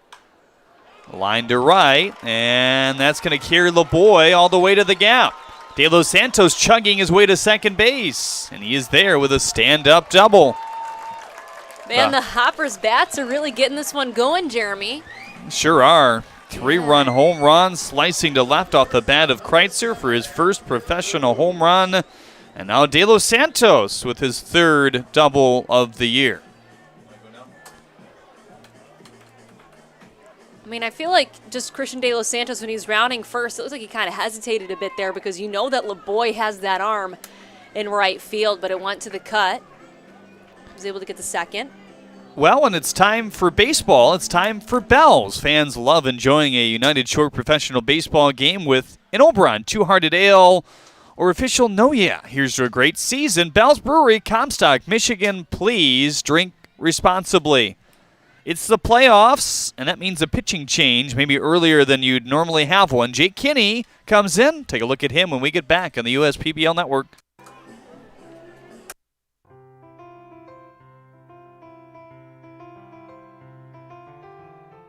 Ascension Michigan Sports Medicine, we're here to treat any athlete, any injury that you might have, whether that's at the high school, the college level, or the professional level, or whether that's you just want to stay active and keep fit.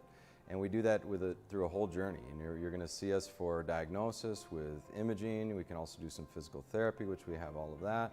And we can do all the way up to the OR if you need surgery and getting you recovered as well. There's no reason to delay your care. You can get in to see us just as easily as you can see a primary care doctor. And when you do come to see us, we have all the precautions in place to keep you safe.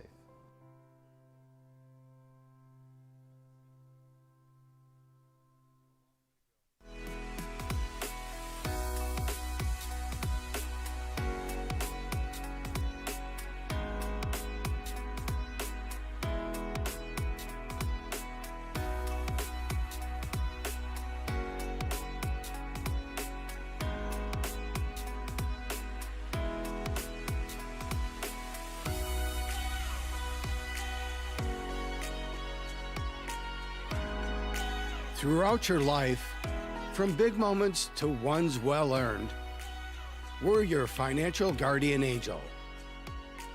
Alliance Catholic Credit Union.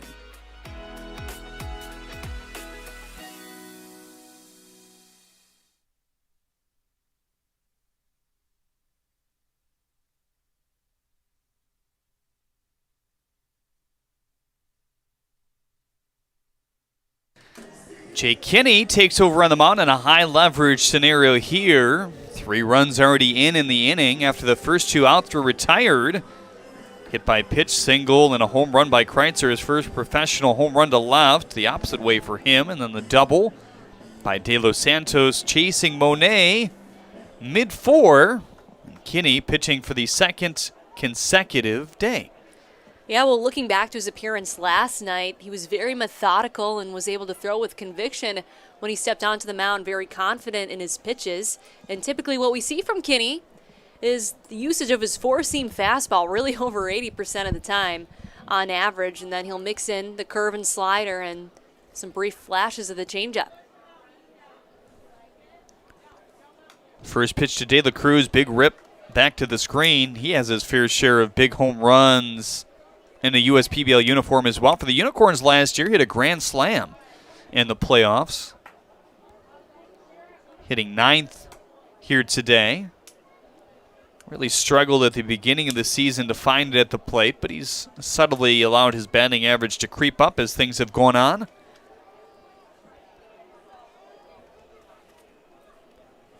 Kinney checks the runner at second. Here's the 0-1.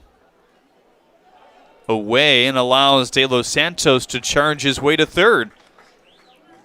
It was really cool talking to Kinney about what he likes to do in his spare time and that individualistic approach that you see with pitchers typically. He loves that game of strategy. Will oftentimes play chess, another game similar to that. It's just someone who was really born for that position. 7-inning no-hitter, really impressive. 1 walk, 12 strikeouts, 97 pitches. 1-1, fly ball to right. Look out, LeBoy chasing that one back over the shoulder. Catch as that floats into his glove. Could have been worse here in the 4th. The double stranded at third base. The big bob of the inning. 3-run home run by Nick Kreitzer. RBIs 9, 10, and 11. And the Hoppers on top in this semifinal game.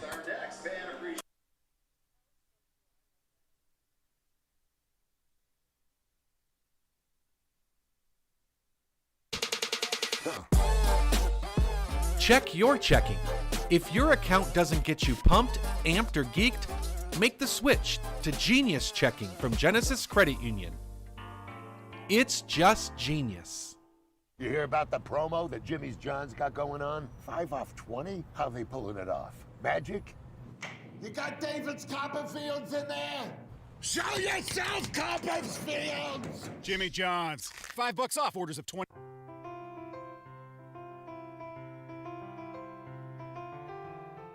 Ascension Michigan Sports Medicine, we're here to treat any athlete, any injury that you might have, whether that's at the high school, the college level, or the professional level, or whether that's you just want to stay active and keep fit.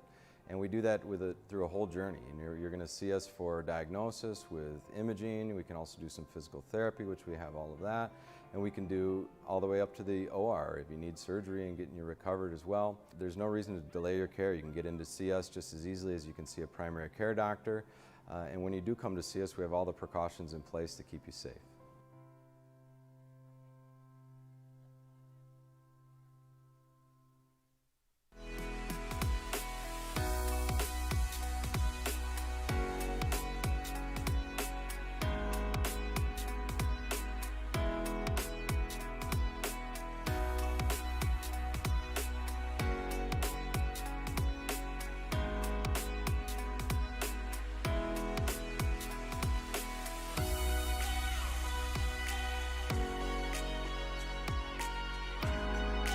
Throughout your life, from big moments to ones well earned, we're your financial guardian angel. Alliance Catholic Credit Union.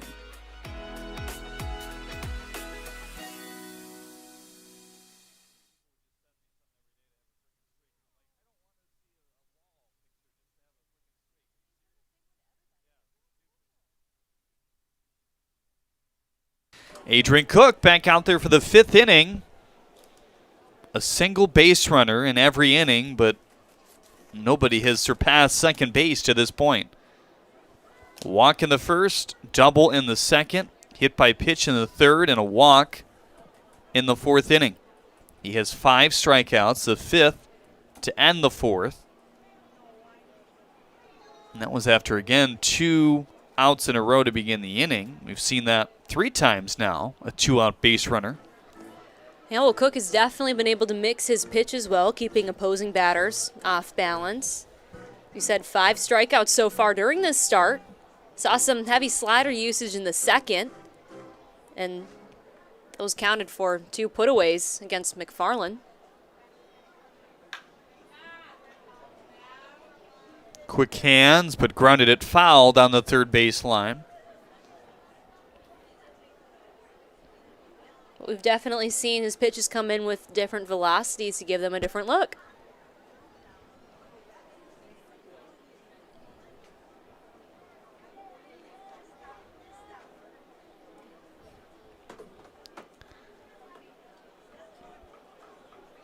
Changeup away.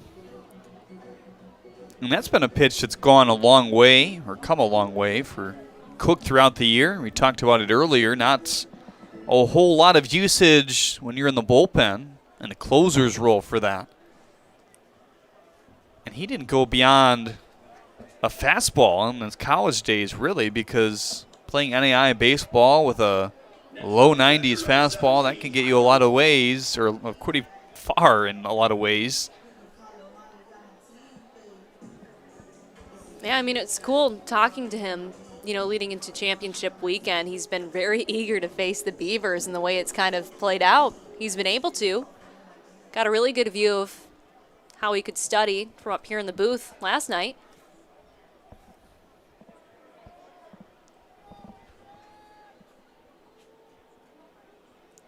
First pitch to Blom in there for strike 1. It's kind of funny sometimes when players come up to the booth and like, wow, this is a great view. And I'm sure a lot of people would say the same thing when you head down to the field for the first time. Yeah, and he knew he was starting the next day, but he was still very relaxed. You know, was getting into the later stages of the night. Slider that ate up Blom there. He's one of those guys that really likes his routine, though. So past, you know, three hours or so before the game, he'll throw away the phone and start to hone in mentally. Everybody's different.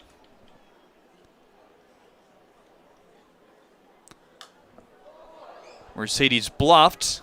Blom skied it back. Yeah, Blom hitting south of 100 against right-handed pitchers. He's 2 for 4 last night with an RBI and a run. This right-hander not the easiest to face either. Here's the 0-2. Slider in on the hands. McConnell cruising over, keeping everybody where they are. Well, the outfielders are definitely still able to get a good read on the ball. If you look at the flag out in center, that's been waving around pretty consistently throughout the night. Doesn't seem to be a problem.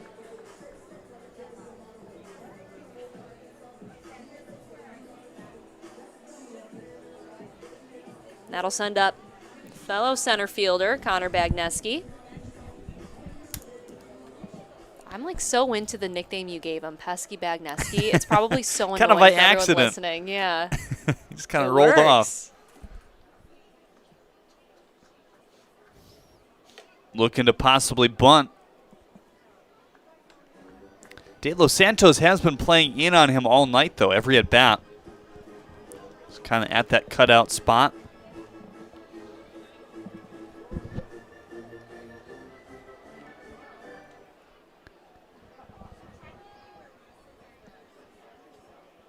Cook does draw a decent amount of ground balls when it's hit in play, so he might be trying to keep out of that. But now the double play erased as Mercedes heads to second.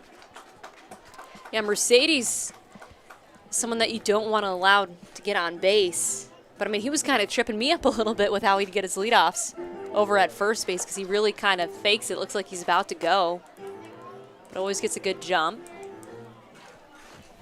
Reached by a walk.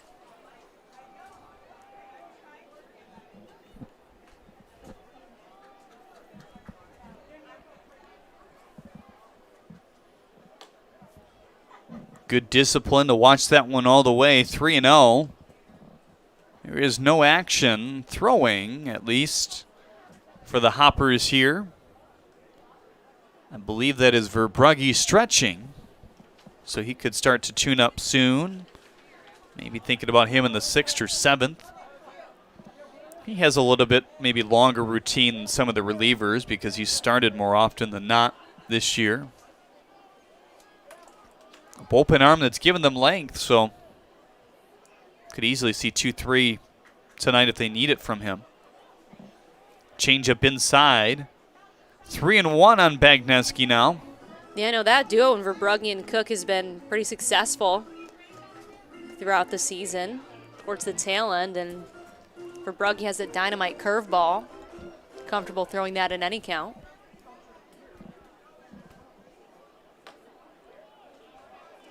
A lot of the pitches in that very location, and Bagneski took them all. First and second with one out, back-to-back walks. That's now 3 for Adrian Cook here tonight. Yeah, it's always fun chatting with Bagneski, and it's so cute. He talks about when he was little. He was saying he was going to play professional baseball ever since he was little, always seen with a bat in his hand. Played hockey and baseball as well in Wisconsin. I feel like that kind of has to give you a killer swing. A little tricky, but he's got it panned out for baseball, that's for sure. Two very different sports. Yeah, two very different sports. No, for sure. When my older brothers played hockey, and just knowing the kind of guys that are out on the ice, it's like you got to be pretty tough. First pitch slider, boy, wipeout on Keyshawn Lynch, and he's like, "What just hit me?" He's like, yep, my bad. Better on the next pitch. Yep, Keyshawn Lynch now batting second for the Beavers tonight. He was hit by that pitch back in the 3rd. Crippling fastball right in the heart of his lower back. Looks like he's doing all right, though. I think he's talking with Cook there. Or trying to. Not sure Cook responded. Santiago, or check that Mercedes bluffing off of second. Slider in for strike 2. Yeah, like I said, he does look pretty tricky out there when he's on base. An aggressive base runner.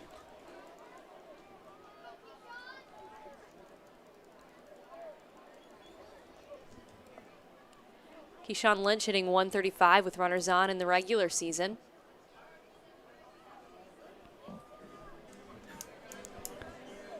And now these two toy with each other a bit. Things have slowed down here in the fifth. Runners on first and second with one out. Beavers trying to respond to a 3-run home run by Kreitzer in the last half. High changeup. I think he missed his spot there. 2-2. Really likes that one to dive low to both the righties and the lefties. It's worked pretty well against righties so far here tonight. Mercedes is going now to third base. Aberrett double clutches into left field, and that should be the first run for the Beavers here tonight. Mercedes stumbling after crossing home plate. Keyshawn Lynch shares a laugh. Yeah, but like we were saying before, very aggressive out on the base paths. And able to capitalize in that situation on the off throw from Aberrett.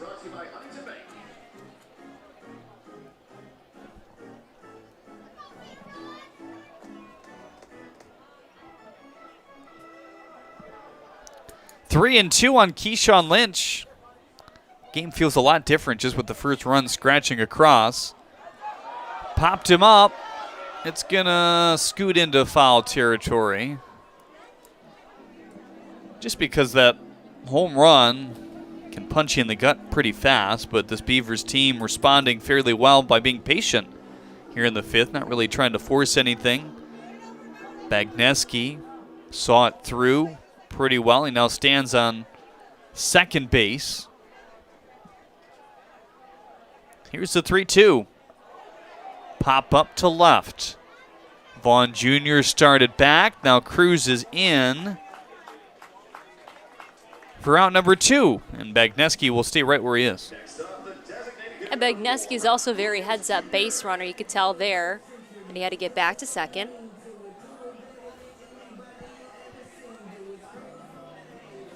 I'm sure Lynch had some extra aggression in that at-bat.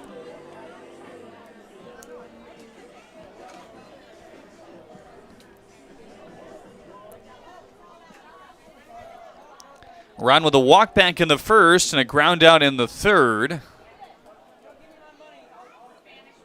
Up there swinging that red bat to match the uniform here tonight. Swinging a tap foul, 90-mile-an-hour fastball. Verbrugge has yet to start throwing in the bullpen. It looks like he has finished stretching. He has a glove on. So probably an indication that they want to stay away from him at least here in the fifth. But if we start seeing him get up soon, probably a decent chance he sees the sixth or at least the seventh. Cook's not a guy that is going to give up the ball very easily. Change up inside, 1-1 on Williams. Fifth inning here today brought to you by Fifth Third Bank. We thank Fifth Third Bank for their partnership with the USPBL again this season.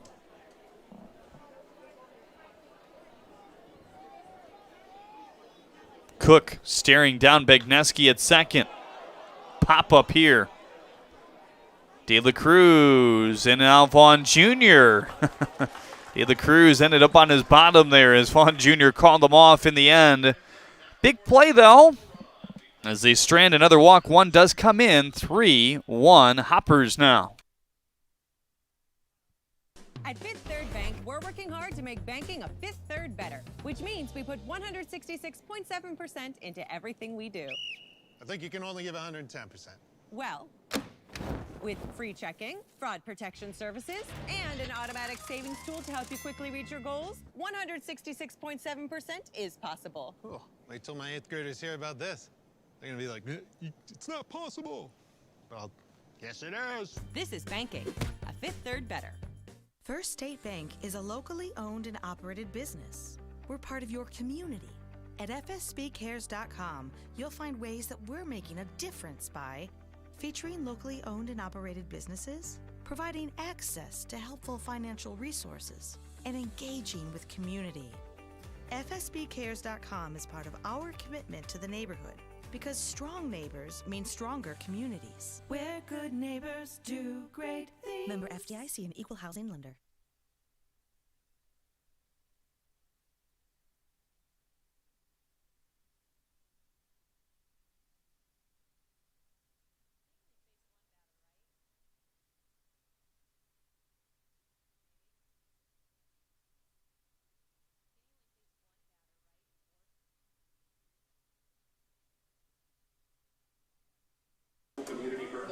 Welcome back to the USPBL Network. Jenna Rose alongside Jeremy Otto to bring you today's game. Some semifinal action. The Beavers up. My apologies. The Hoppers up 3-1. That came by way of Kreitzer's 3-run home run. Beavers able to weasel their way back into the spot. Down by 2. Jake Kinney coming out. Faced one batter. Previously at the bottom of the 4th, that was an Adam De La Cruz.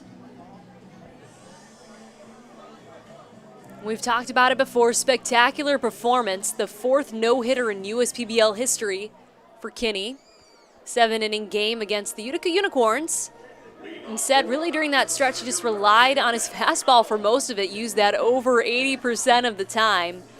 That just really goes to show that when you're locating well and switching up certain zones, can really pay dividends. We're back to the top of the order now for the Hoppers. It'll be Ben McConnell, followed by Colton Horner, then Pedro Castellano.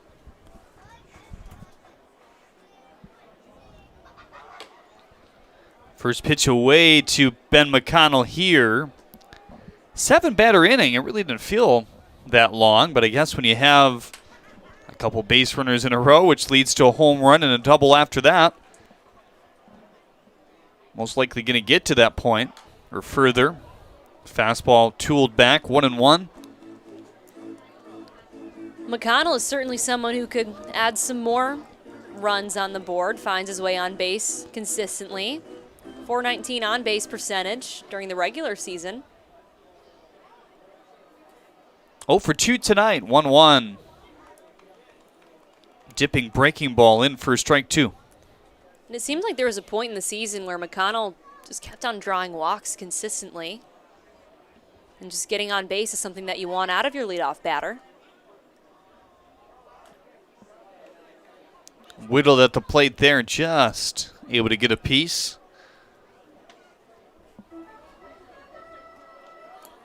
Very early swinging and counts tonight for McConnell. Grounded out to the second baseman Lynch on the second pitch in the first. And on the first pitch, a line out to Verdejo in left.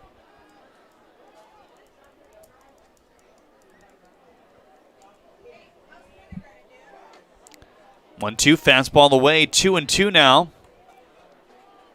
Seems like a lot of these pitchers like to work lefties on the outside corner, especially with the righty-lefty matchup.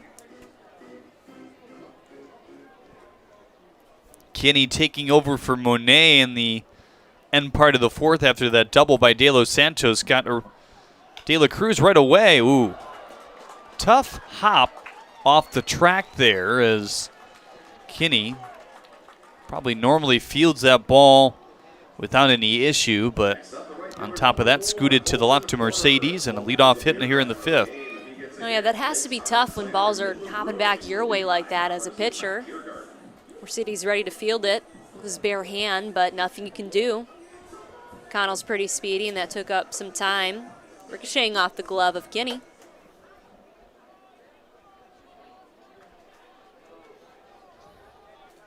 Colton Horner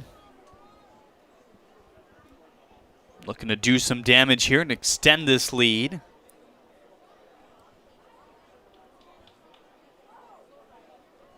No lead is safe in a one-game elimination type like this. Fastball at 89. We had some wild scores last year in the championship series. Some games that took a lot of at-bats to finish with. Unicorns eking out a victory last year against the Beavers for their second straight title. Yeah, wasn't that 11-9? I believe so, yes. Yeah, no, the Beavers know how to come back in the latter stages of a game, which I'm sure the Hoppers are fully aware of, looking to add more to the board now. McConnell accounting for 24 of the Beavers' runs last season. Not last season, during the regular season. It's getting late, Jeremy. Here's the 1-1. Runner on the move, looking for steal number 11. Got it. Oh, he got a really good jump there out at first base. Honestly, made it look pretty easy. Yeah, I mean, even if that throw was right on the line, he was most likely reaching to second without an issue.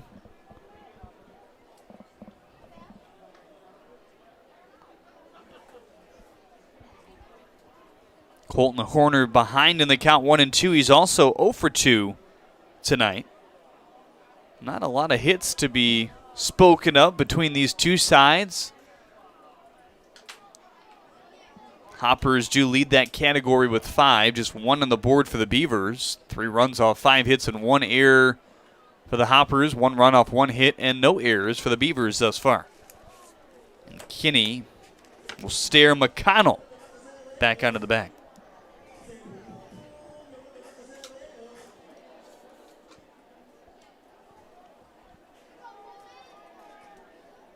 Yeah, the Beavers were hitless through 5 last night. Chop to Mercedes, stares back the runner. Ooh, in between hop for McFarland. Heading around third is McConnell. That speed will burn on this play as he scores. And the run taken right back by the Hoppers, 4-1. Nochi turning that wheel over there at third base. Easy for McConnell to cross home plate. Now the Hoppers up 4-1. So each team with an error after that play now. Castellano coming up looking to extend things.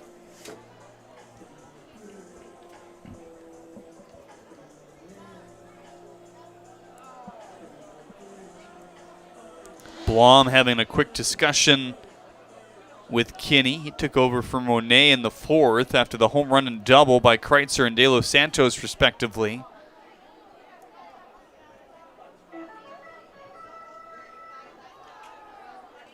Castellanos able to draw a walk in the first.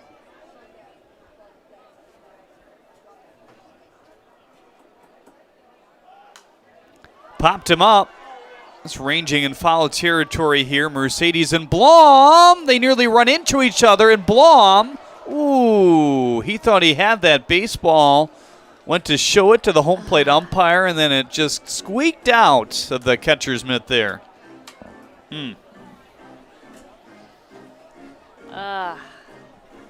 It's not what you want with a runner on second. Still no outs in the inning as well. And they had to track that one, too. It's always hard as a catcher when you kind of have to always maneuver your way backwards. For most of the infielders on foul balls that pop up like that get to run forwards towards it.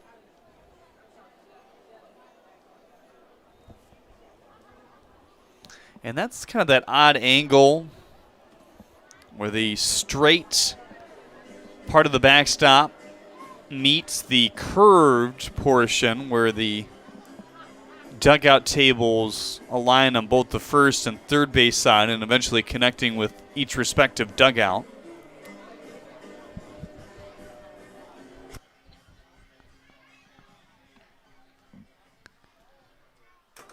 Oh, and 1 on Castellano. He had a walk back in the first, a ground out in the 4th as well. Colton Horner stands on second base. A 2-base error in the end for this Beavers team. The 0-1. Out in front of the fastball there. Malik Barrington, an arm that has since moved on to the Minnesota Twins organization as this minor league season kind of wraps up. He's appeared in 5 games, all of the bullpen, 13 innings. 4 walks, 22 strikeouts. So that's a really nice ratio there. A lot of those players are doing very well, who've moved on from their respective teams. We're talking about the impact that Jackson Hicks had when he was facing the Beavers during his time as a Mammoth. Was able to throw 15 innings without allowing an earned run against that squad. Little pop-up foul. At last check, Jackson was doing very well. And the same team that all those players were at least to start their assignment. Yeah, it was really fun watching his splitter too. One of the few pitchers that does throw a splitter. Santiago with the dive, and Horner going to remain at third base here.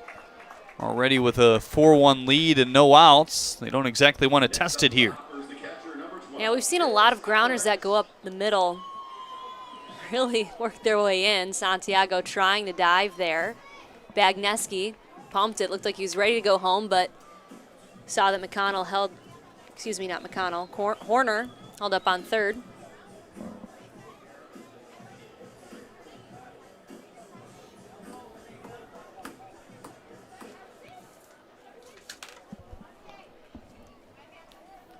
Aberrett with a walk and a strikeout so far here today, carrying his 9 home runs into play tonight. Change up away.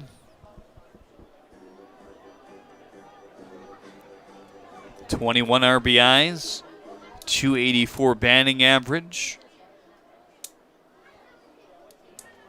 11 extra base hits.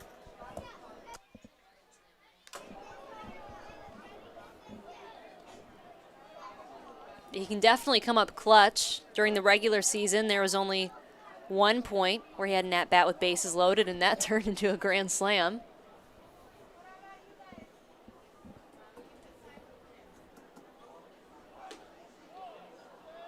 Breaking ball low, 3-0. It's been a tighter strike zone, it seems, in the last few innings.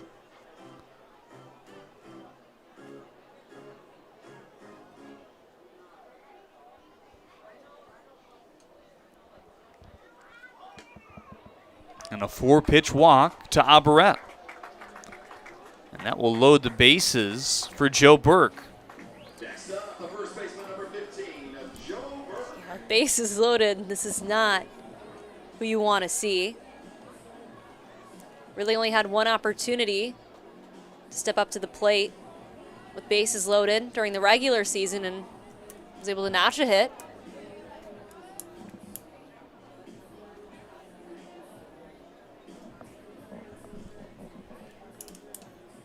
Campanella realizing the gravity of this situation here with another man also tuning up, Matt Vallon.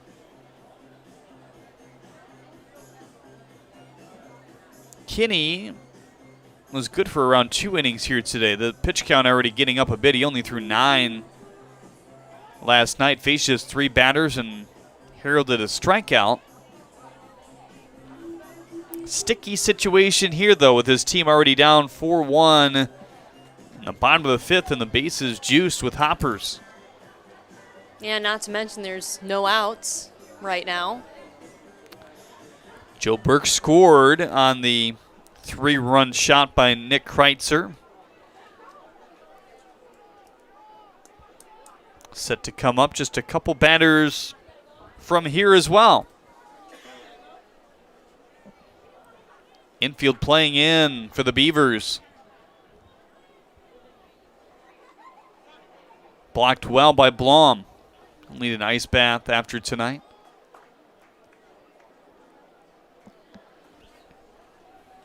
Yeah, now since I kind of think back to a couple of times I've seen Kinney pitch, kind of in those high pressure situations, I feel like that's when the balls that he's thrown kind of stray a little farther and farther away from the strike zone.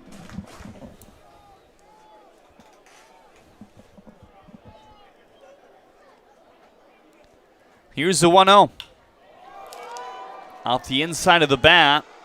Verdejo catches, launches, and not in time. Colton Horner scores. It's 5-1 Hoppers. Well, you know that Joe Burke is going to do something, and any at-bat that he has, and he really timed that one well. The sacrifice fly that scored Colton Horner. Verdejo was ready for it off the jump. You can see there, was behind the ball, able to field it in and work the crow hop to throw home. RBI number 15 for Burke on the year, and it's only the first out in this inning. Gets the job done, and that's what you have to do.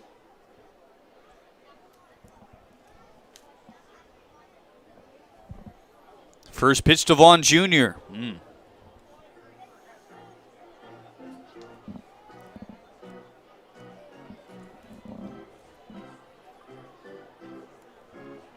Infielders relax, looking for that double play here. It's Lynch and Santiago up the middle. Kinney is kind of a middle-of-the-road ground ball pitcher. Here's the 1-0. Breaking ball in for strike one. Greg Vaughn Jr. has a single on the night and also drew a walk in the second inning. Crossed home plate during that 3-run home run from Kreitzer. Valen is no longer throwing, so either he's ready or they don't anticipate using him here in the fifth. For the Hoppers, this is the sixth man to the plate in the fifth inning.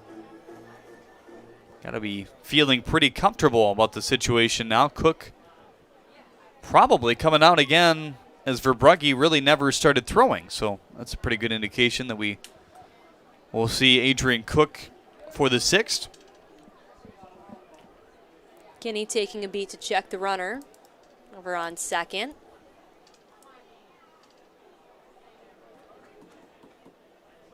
Outfielder's playing pretty shallow here, trying to cut down the runner at home.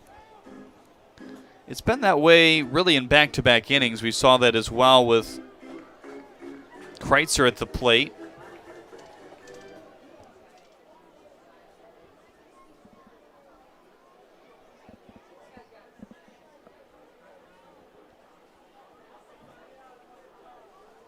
The 1-2 out in front. At the second out here in the fifth. And that's a big strikeout for Kinney. Able to get it done, dial it back into the strike zone against a batter who could normally find his way on base almost half the time, and someone who possesses that ability to generate a lot of power.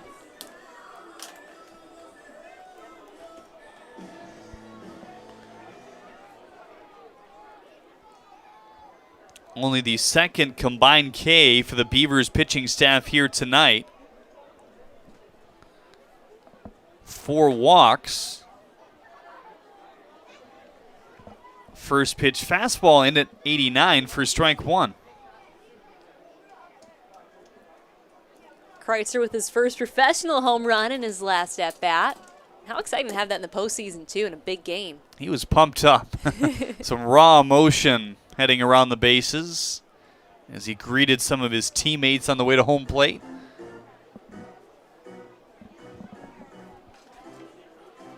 Yeah, he's definitely taking some hard swings to loosen up.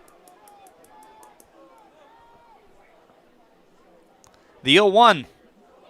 Swing and a miss, 88-mile-an-hour fastball from Kinney. De Los Santos, your Zach Hart agency man on deck. Kreitzer, the 7th man to the plate here in the fifth. 0-2 on Kreitzer. 30 strikeouts for him in the regular season. The Hoppers had sent 14 combined batters to the plate in the last 2 frames here. An impressive tally in a game that was real tight through 3. Not a lot of margin for error. And now that's shrinking as well for the Beavers on defense. The 1-2 swing and a miss. Got him swinging. The second straight strikeout from Kinney. And some question whether he might finish out this 5th inning. He answers the bell in that capacity. Beavers have some work to do offensively when we get back. We build roads, bridges, wind farms and pipelines, schools to skyscrapers. Our members create monuments. We operate. We're the operators and mechanics behind the advanced heavy machines that move Michigan forward. We maintain boilers and HVAC. Our members run the complex heating and cooling systems that we all depend on. Our training is second to none, and safety is our priority. We are Operating Engineers 324, and we keep Michigan running. Times are tough right now. It feels like the bottom of the 9th, and we're down by 2. But we've seen tough times before. And just like baseball has always been more than just a game, Chief Financial Credit Union is more than money. So it might be the bottom of the 9th, but we're the home team, and we've got runners on base. Batter up, America. It's time to play ball.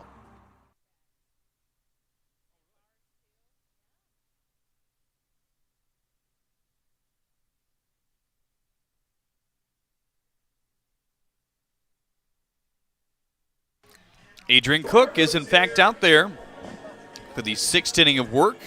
He's had to sit a bit longer in the last 2 as his offense has gotten him some runs. He gave up his first run back in the 5th. Leadoff walk by Nafi Mercedes cashed in.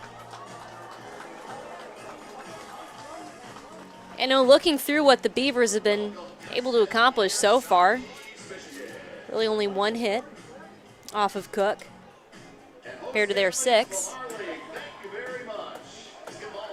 Again, he was so excited to face his Beavers lineup. It's something that he's been wanting to do. And that's always so cool about the mindset of a pitcher. They want to face some of the best talent out there, and if you're not seeing a team for a couple of games, you want to go back and give it another shot. Because even though some of these guys are getting used to each other, things can change during those stretches.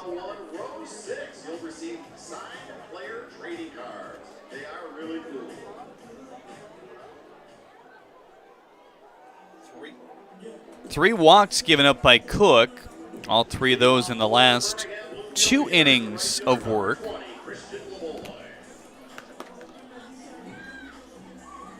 Or make that 4. He had one back in the 1st inning as well.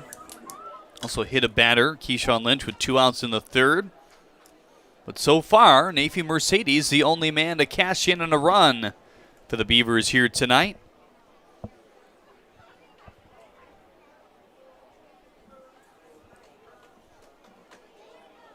Last night's game diving into extra innings, 5-5 after regulation play. And then 4 put up by the Beavers in the top half of the inning. The Mammoths, the home team, with the 3 seed. The Hoppers, the home team here in this game. And no matter who wins, either of these teams will be the visiting team against the number 1 seed tomorrow, the Unicorns. The 1-1. Slicing changeup there. Good looking one. And that was a good cut, too, by LeBoy. I believe it was during one of the non-public games earlier in the week. Had a 3-run home run playing the Mammoths.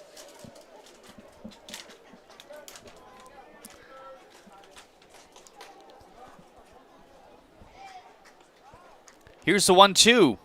Just knotted a piece of that one. De Los Santos, tough play, gets it out of the glove. Not quite. And the Beavers with a leadoff base runner again here in the 6th. Yeah, normally not the kind of contact you see come off of the bat of LeBoy, but able to make his way down to first base, which is exactly what you need when you're down in the game. Looking to tie it up, add 4 more runs to the board.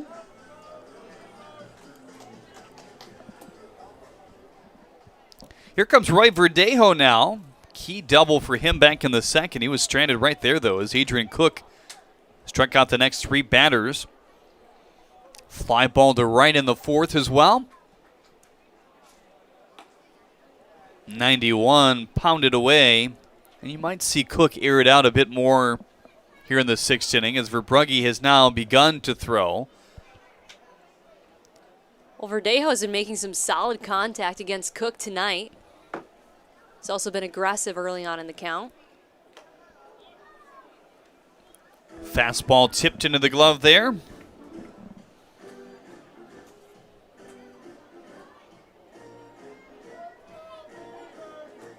They've limited Adrian Cook's pitch count a bit more, stretching to the playoffs. That's not a huge concern here today because this will be it for him, you'd think. Has not pitched back-to-back days in a long time and is going to expound a decent amount of pitches by night's end here.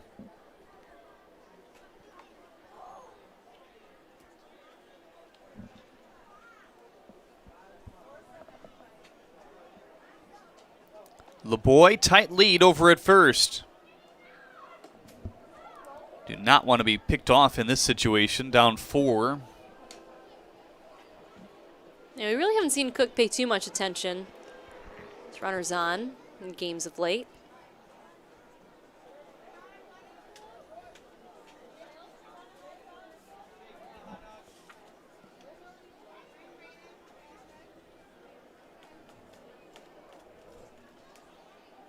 The 2-2. Another in-between ball. De La Cruz feeds to second in time for the first out here in the 6th. Verdejo able to get his barrel out on the ball to put it in play. That'll send LeBoy back to the dugout. 1 out.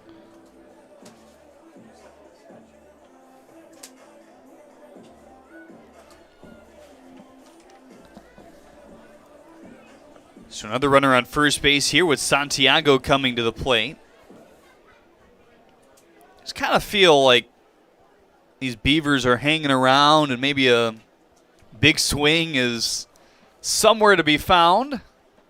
We'll see if that's the case before games end here, but it feels like they need to do something here just because of what these Hoppers have done in the last couple. It could have been definitely worse in the 5th. Only 1 run given up. It was the leadoff single by Ben McConnell, but 3 the previous inning. 15 combined batters in the last 2. 1-0. De Los Santos chopped at it, and everybody's safe. He was able to make the stop. Able to get the ball with his bare hand after it bounced back onto the dirt. With tough ones like that, just stopping it and keeping it from going to the second line of defense. Works well, especially with someone like Verdejo who has speed out on second.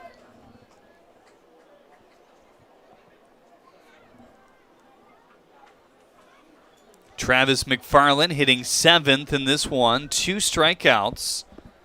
6 through 9 in the order have had a rough go-about with the K's so far here tonight. All 5 of Cook's strikeouts are in that part of the order. Can he continue that stretch here in big fashion with only 1 out in the 6th inning?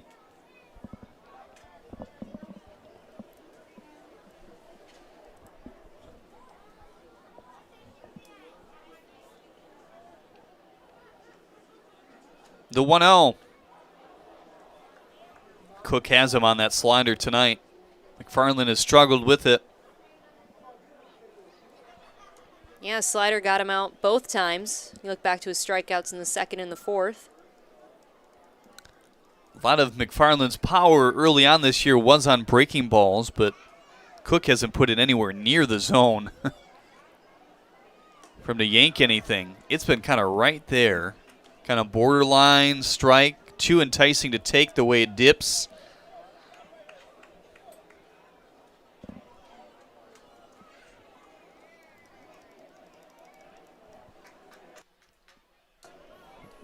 One and 2 on McFarland now.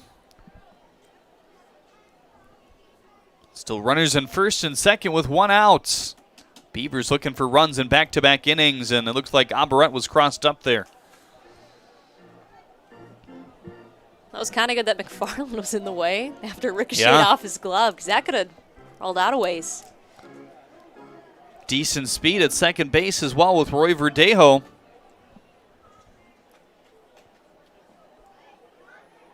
He reached in a fielder's choice, and then Santiago reaching just recently at first.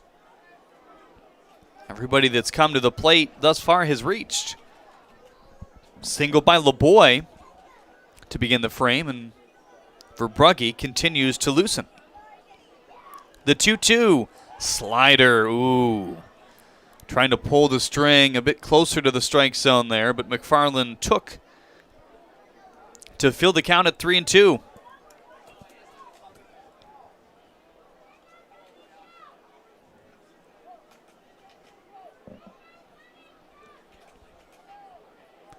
Double play starving for that double play here. It's been a longer inning. 3-2, low and away. McFarland is like, finally I get on base after all those sliders that Cook has thrown me.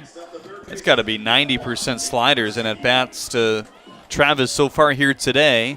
Yeah, he was able to lay off that one down and away to make his way down to first. That'll bring up Nefi Mercedes, who's 1 for 3 with bases loaded in the regular season. Paul Nochi maybe buying some time for Verbrugge and feeling out Adrian Cook here.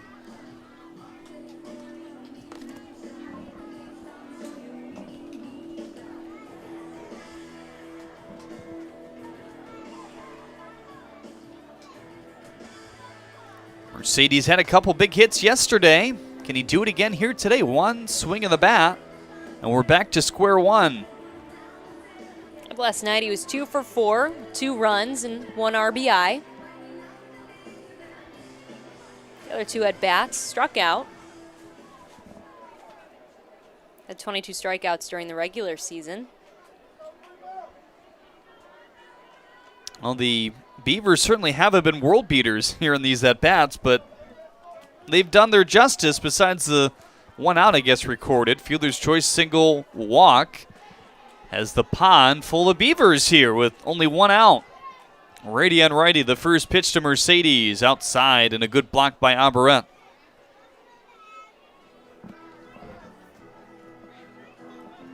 Can feel the tension with every pitch as Adrian Cook and the Hoppers looking to clench onto this 4-run lead. The volume shrinking, it seems, a bit.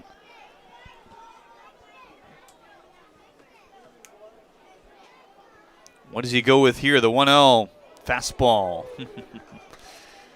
Mercedes trying to swing out of his shoes. He's seen a lot of sliders since being on deck. You know, Jeremy, when you referenced the bases as a pond, I was really hoping I was going to hear you say duckies. Next time. Haven't heard bugaboo in a minute either.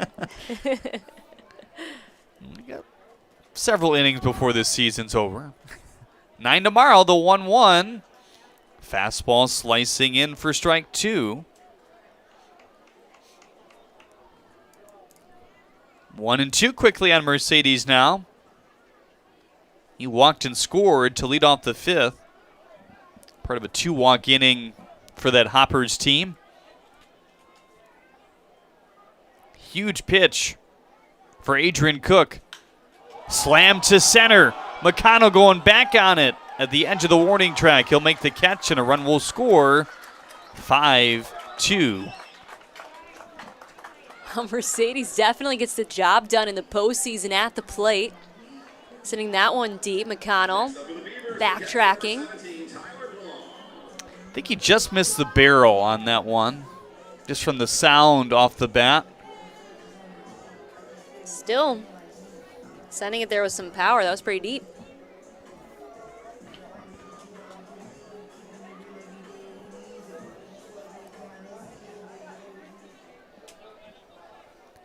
Tyler Blond, the bottom of the order here.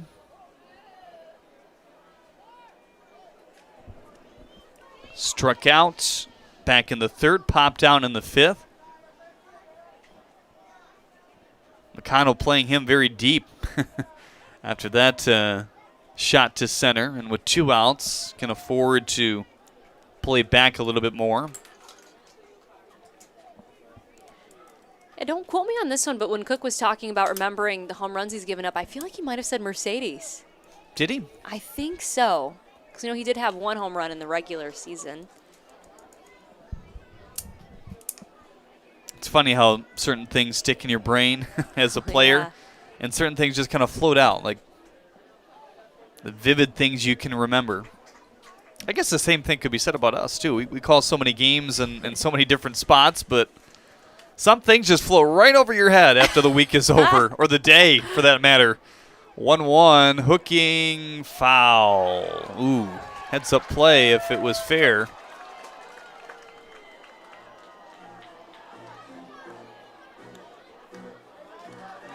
I honestly thought that was fair,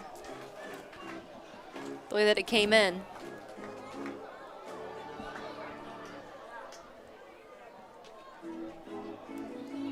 Trying to get a second look here on our Facebook monitor.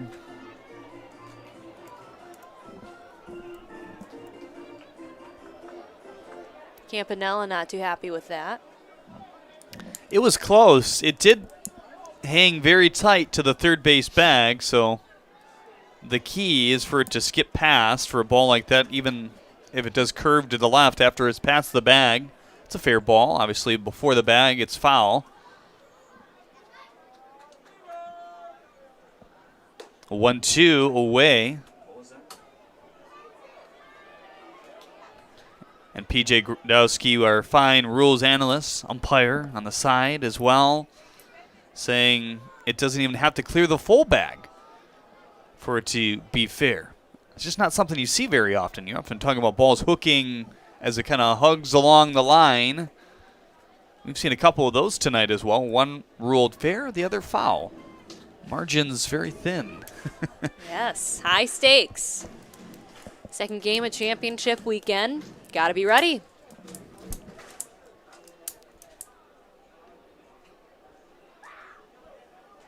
Yeah, a lot of kind of tricky ones. That's like the third one that's kind of flirted with the foul line on the left side from the Beavers.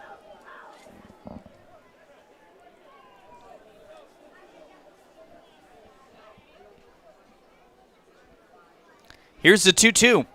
Away, Albaret having to go and get that one. This could even be the last batter for Adrian Cook as the top of the order is due up. For Brugge has stopped throwing, assuming that means he's ready.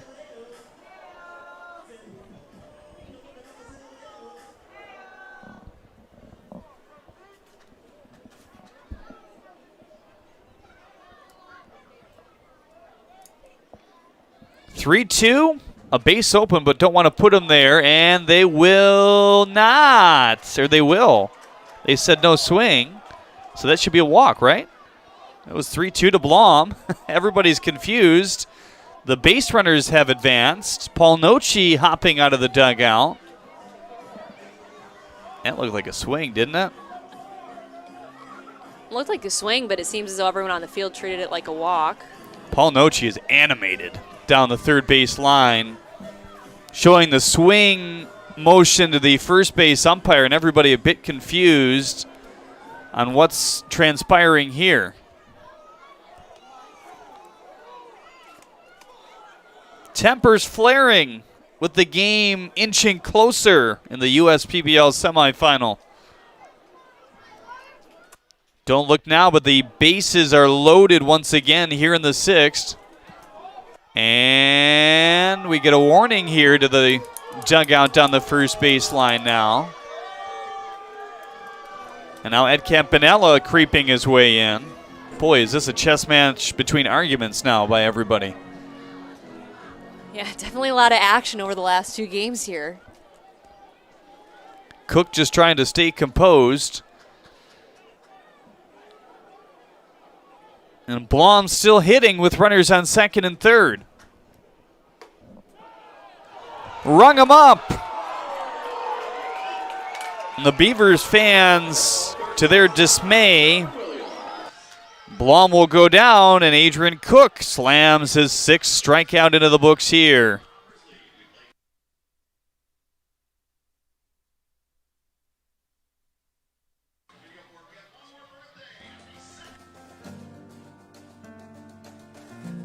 We joined Green Path and instantly felt a support around us. They developed a plan on paper, and this is how we're going to do it. The plan that they gave me was something that was sustainable. It was something I could do. It was actually lowering my payments monthly by hundreds of dollars. Choosing Green Path is a no-brainer.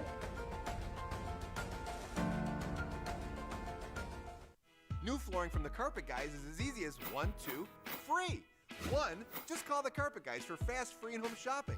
2, get massive warehouse direct savings. And 3, I mean free, as in 4 years of interest-free financing. That's 1, 2, free, but only for a limited time. So be wise and call the Carpet Guys at 855-4MY-GUYS or visit carpetguys.com today. Be wise, call the Carpet Guys at 855-4MY-GUYS. Dunham Sports is a proud partner of the USPBL. Big names, low prices, delivering value since 1937. Taking a look at some replays here in the break, it did look like strike 3 may have been ball 4, and it looked like probably Blum was out before that. So I guess all things considered, the inning could have been over in a couple fashions, but the confusing part there, and that's why I think you saw Ed Campanella come together with Justin Orenduff and your home plate umpire.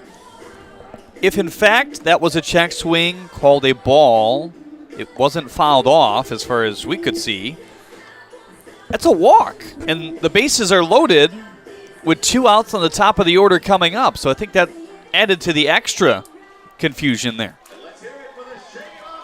Yeah, there were definitely multiple elements that went in towards the tail end of Blum's at bat.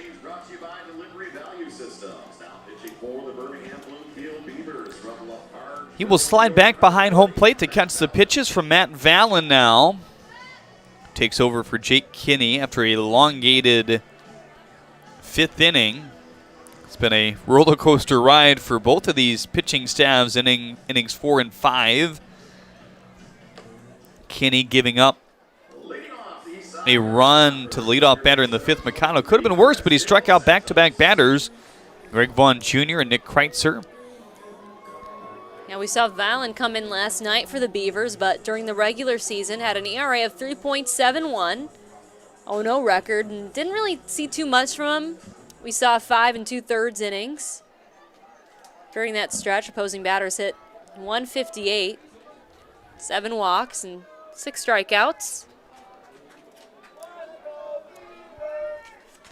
First pitch to De Los Santos, fastball away. He had a double back in the 4th. That was following the 3-run home run by Nick Kreitzer, and at that moment you wondered, how long will this inning go?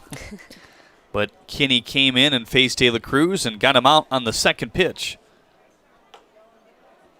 Fastball zips in at 91 for strike 1.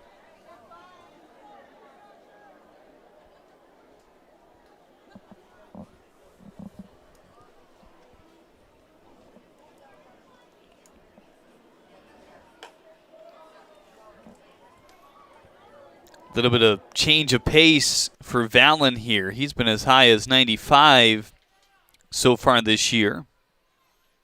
92 so far here tonight. Pretty much fastball slider, the 1-2. 92, dusted him in.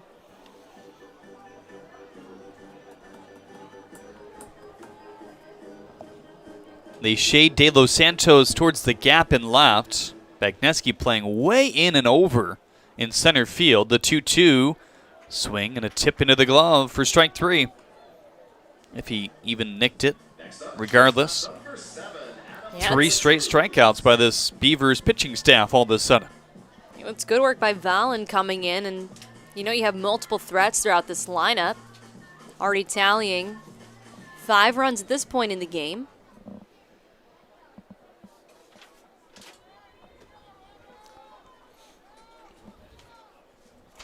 Vallon mostly working with that 2-seam and slider.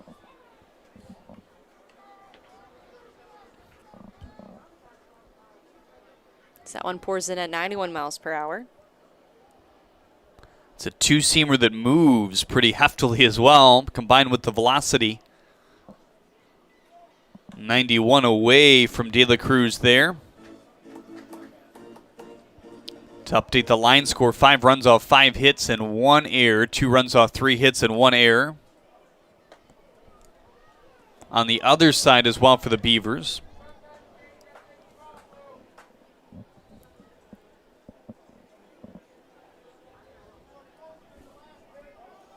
Pace of this game has slowed down, though, with all the confusion added to it. We were moving at a decent clip through 3 innings. Yeah, more of a quiet crowd tonight compared to yesterday.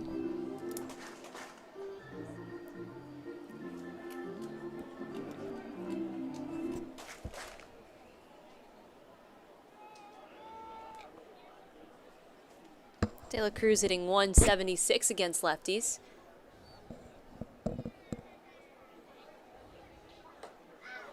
Swing and a miss. Fallon back-to-back strikeouts, and now 4 in a row to 6, 7, 8, and 9 in the Hoppers order. Well, that'll send up a bat that has not struck out as of late, Ben McConnell.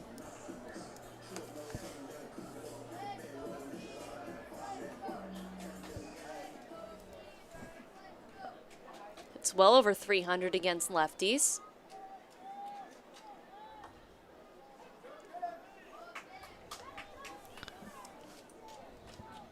Strike 1 quickly called to Ben here. Single, stolen base, run back in the 5th.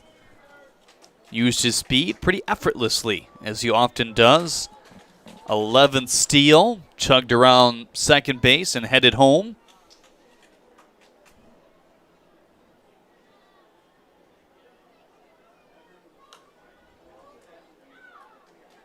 Nice cut there, but fouls it off. 1-2 now.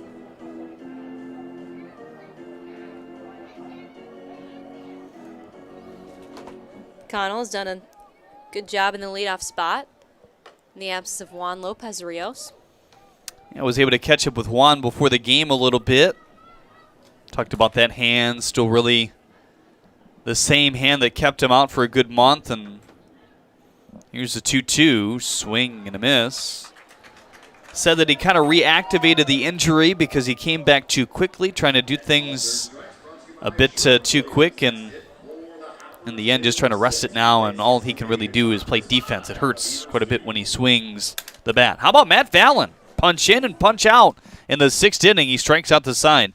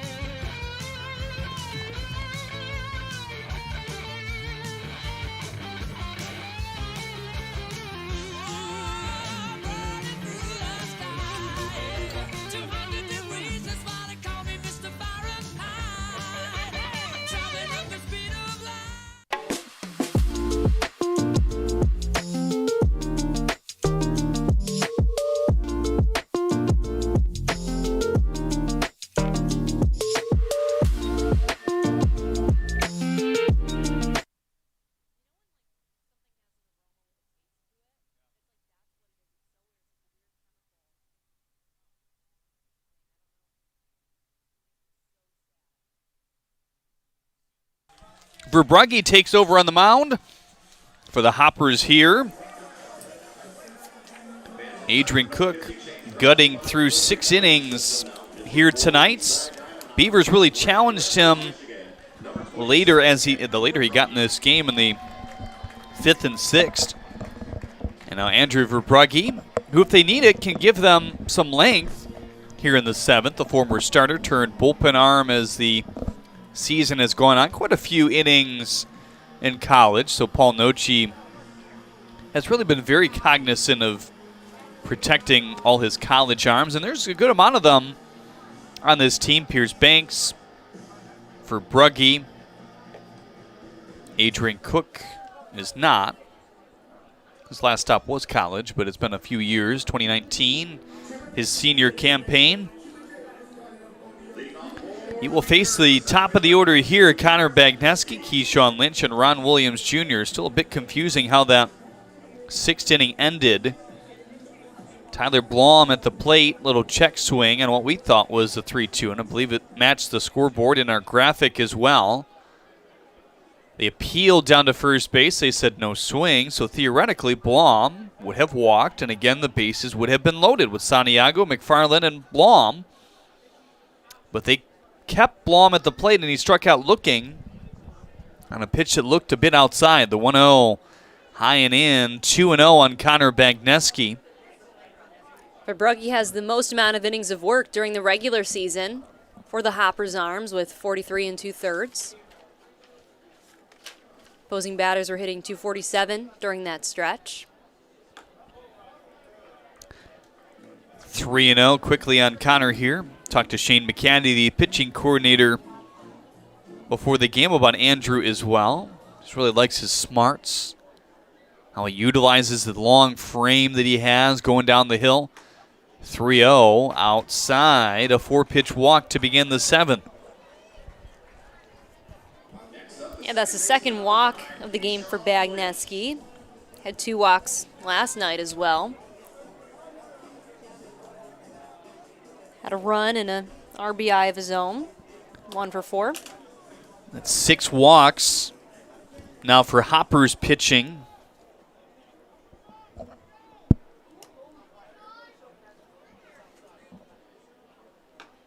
And you're kind of in an interesting spot in this game if you're the Beavers. Not sure you really want to force it with a steal, but you have a guy who can definitely steal one for you in big situations.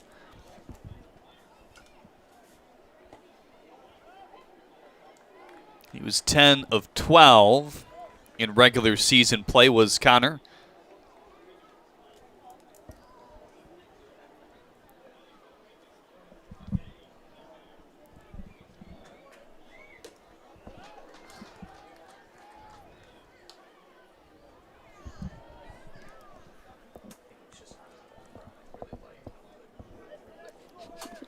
One and 2 on Lynch.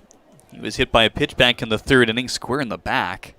Good to see him continue and steal a base right after that point, confirming that he was good to go.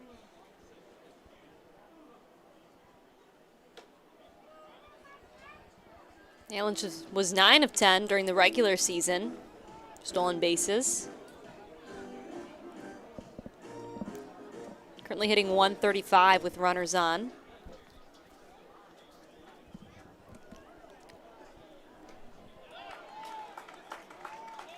That went in there for strike 3. Got him looking. The second K looking in the last few innings for these Beavers tonight. Yeah, we can see that for Brugge, he's able to command the strike zone now. He's had to work in a few against Bagneski, but getting ready for Ron Williams Jr.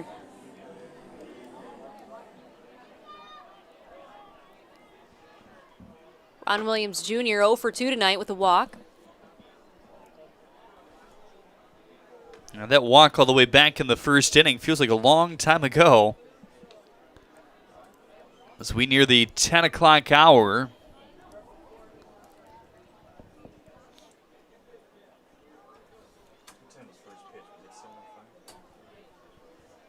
A 1-0 high and away. Fastball at 89. First pitch at 7:05 exactly here tonight. And Jeremy, this is your 4th game that you're calling in 24 hours. 3rd sport, yep. Volleyball, football, baseball. 2-0 carves inside, each vastly different. Shows that you're a jack of all trades. I try. Volleyball's fast. Yeah. Never called that. It's a fun one, though. There's a lot of swings of emotions and big plays. 3-0 high and away. 2 walks. to begin this 7th inning. Look out. The Beavers just haven't been able to fully put it together in these innings. They've gotten the base runners and 2 runs in back-to-back, but it just feels like they need that bigger chunk the way this game has gone along. Yeah, well, when the innings start to wind down, that's when they start to see those big hits. But I came from a football game heading here today, and I had to constantly remind myself while I was there, like, don't say runs when they get points on the board. You know? I'm sorry, I did not hear what you said. 1-0 outside to Christian LeBoy.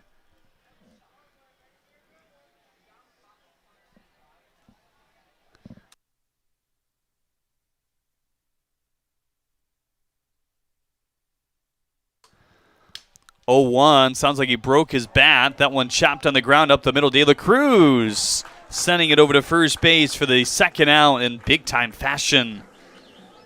Yeah, you have to get those outs at this point in the game, but runners will advance.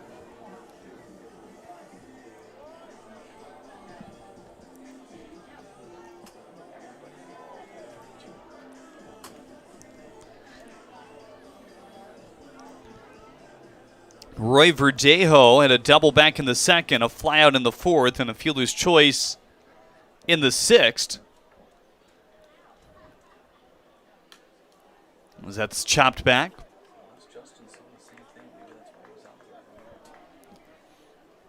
Roy Verdejo has been making solid contact tonight.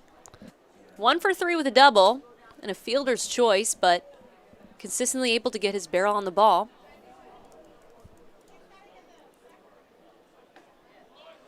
Nasty curveball in for strike 2. That's what Verbrugge does best. Yeah, it's been a fun one to watch this year. Some good break on it.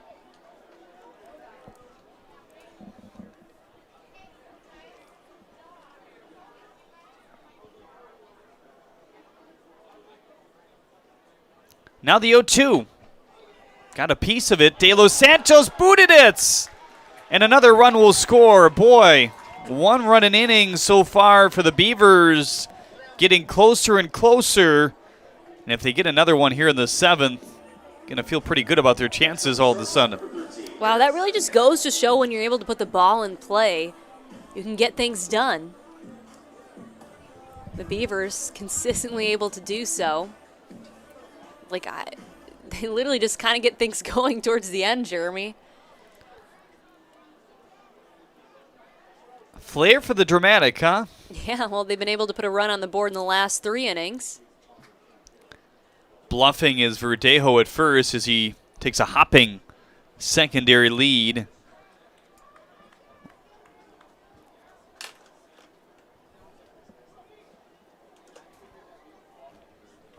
Travis McFarland on deck. He walked in his last at-bat. The walks piling up in the late innings for the Hoppers here tonight. Santiago fouls that one off just off the tip of his bat. In search of consistency during the postseason.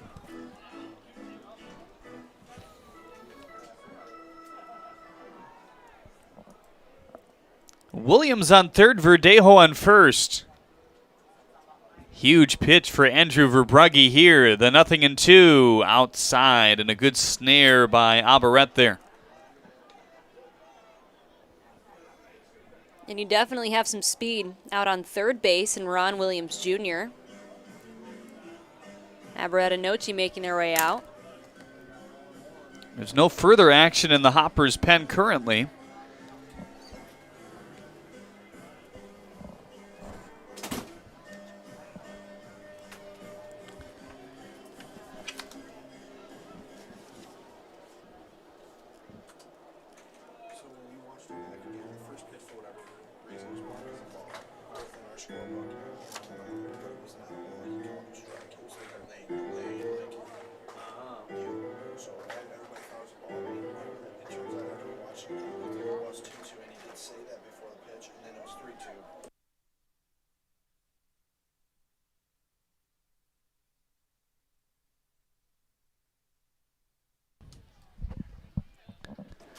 1-2 on Santiago here.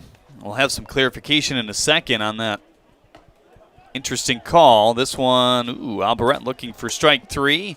Did not get it. So Jake Heilman, who's back visiting us here in the press box, was hanging out in the official scoring booth to the left. So the first pitch was actually a strike, not a ball. It was just a delayed call by the home plate umpire.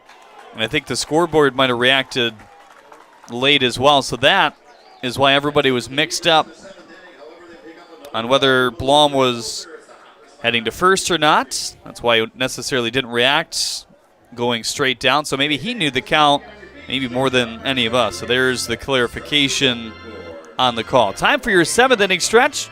Brought to you by Genesis Credit Union here today. Here's Take Me Out to the Ball Game. Take me out to the ball game. Take me out with the crowd. Buy me some peanuts and Cracker Jack. I don't care if I never get back, for it's fruit. Root for the home team. If they don't win, it's a shame. For it's 1, 2, 3 strikes, you're out at the old ball game. 7th inning stretch brought to you by Genesis Credit Union. Each and every game here at Jimmy John's Field. Tight one, 5-3. Beavers trailing thus far.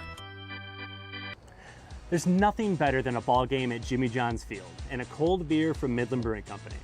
Hi, I'm Kyle, the head brewer at Midland Brewing Company, here to wish you a stellar time making memories at Jimmy John's Field.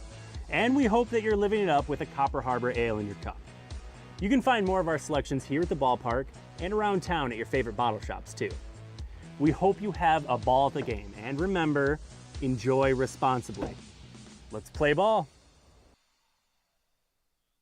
When people keep repeating that you'll never fall in love, when everybody keeps retreating, but you can't seem to get enough, let my love open the door. Let my love open the door. Let my love open the door to your heart, to your heart. Matt Fallon out there to face Colton Horner. Quickly pops it up to left. Verdejo has a long time to wait that time. Does collect out number 1. Yeah, Colton Horner was very aggressive there, taking a swing on the first pitch he saw, but Verdejo, happy feet out there, able to get right underneath it. 7 combined outs between Kinney and Fallon in the last few. That's key if the Beavers are going to come back in this game. They've scored a single run in innings 5, 6, and 7 thus far. 5 runs in 2 innings for the Hoppers, 3 in the 4th, and 2 in the 5th. 91-mile-an-hour fastball up and in.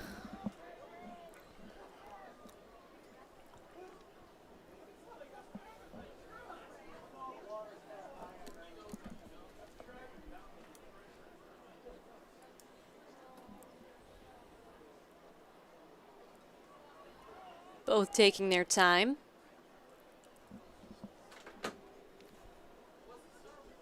The 2-0. Fastball in for strike 1 on Castellano. Had a single back in inning number 5. Jeremy Otto alongside Jenna Rose to bring you the call. Beautiful night for baseball. It's really cooled off. The wind has slowed down. Feels like more like a midsummer day. 2-1. Swing and a miss. We had such a hot and muggy summer, though. At least the last month or 2 of it. Yeah, I mean, definitely in the dog days of summer now. Starting to wind down, get a bit chilly. Fluttering to Mercedes. Fallon looking really good here tonight. Yeah, Castellano really early on that previous pitch now, just a little late on that. Easy catch there for Mercedes.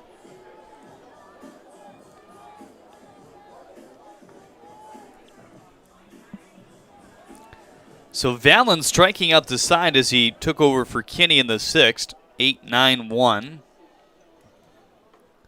Has a line out and a pop out to begin this 7th. And really calming the storm of what was a uncomfortable inning in the 4th and 5th for Beavers defensively.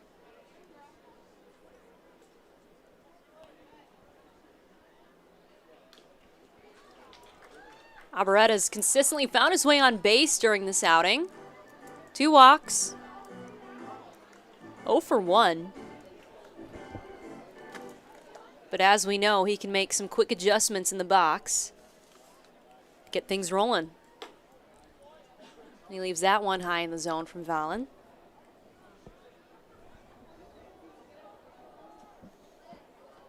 One and two on Operette here. Valen works very quickly. Slider outside. Looking for that one to back up a bit. You can tell the reaction after the pitch.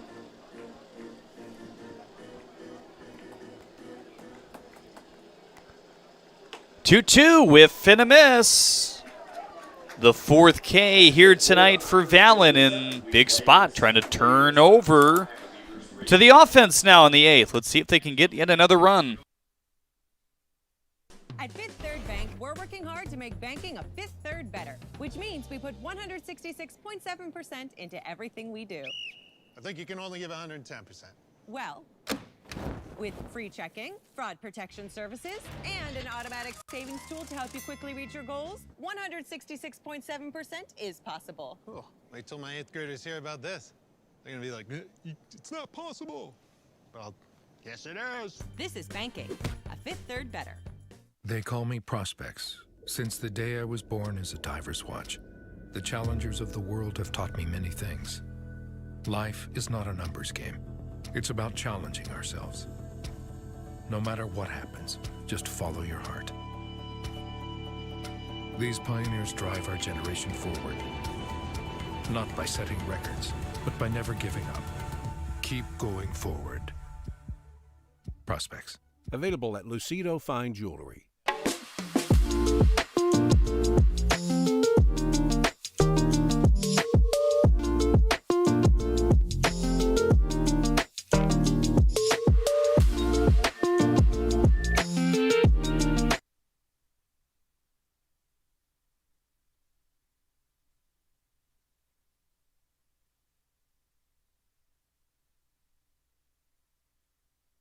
Andrew Verbrugge out for his 2nd inning of work. Leadoff walk in the 7th. Came around to score, able to strand some other base runners on the strikeout to the 6th-hole hitter Eric Santiago. 2 walks in that 7th inning, though. 5 combined in the last 3 innings for Cook and Verbrugge has made it interesting, and the Beavers have gone one by one with the runs. Yeah, well, when Verbrugge's on, he's really able to get the job done on the mound. And that's something you'll have to do against someone like Travis McFarland. Struck out twice in the 2nd and 4th. Couldn't handle Cook's slider. Was able to draw a walk in the latter stages.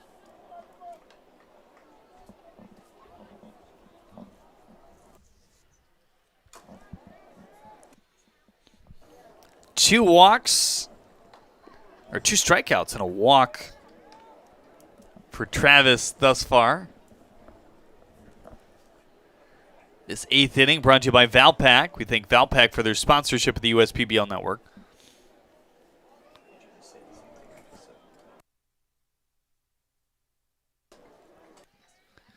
Two and one on McFarland here.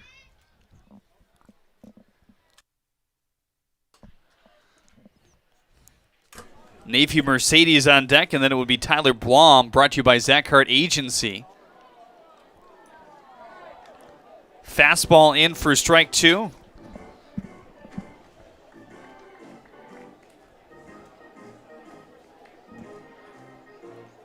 Again, a 9-inning game here today without the time limit. We'd already be past that mark if we were playing with that here tonight. Verbrugge, back-to-back strikeouts, his third of this matchup so far. Yeah, both looking there, and McFarland not too happy with the outcome.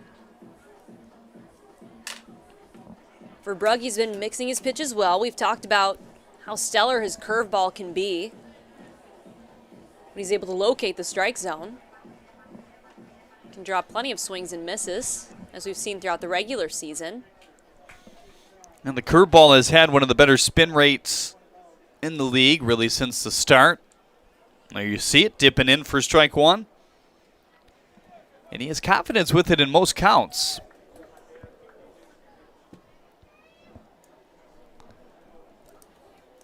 That actually called a ball here, 1-0. Outside 2-0 now on Naphy Mercedes.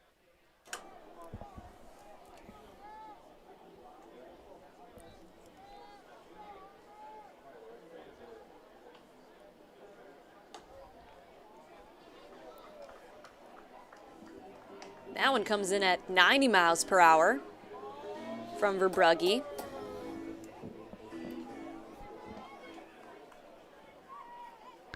The 3-0. Chopped into the glove of De Los Santos. Gets up, fires to first. Can't make the pick, though.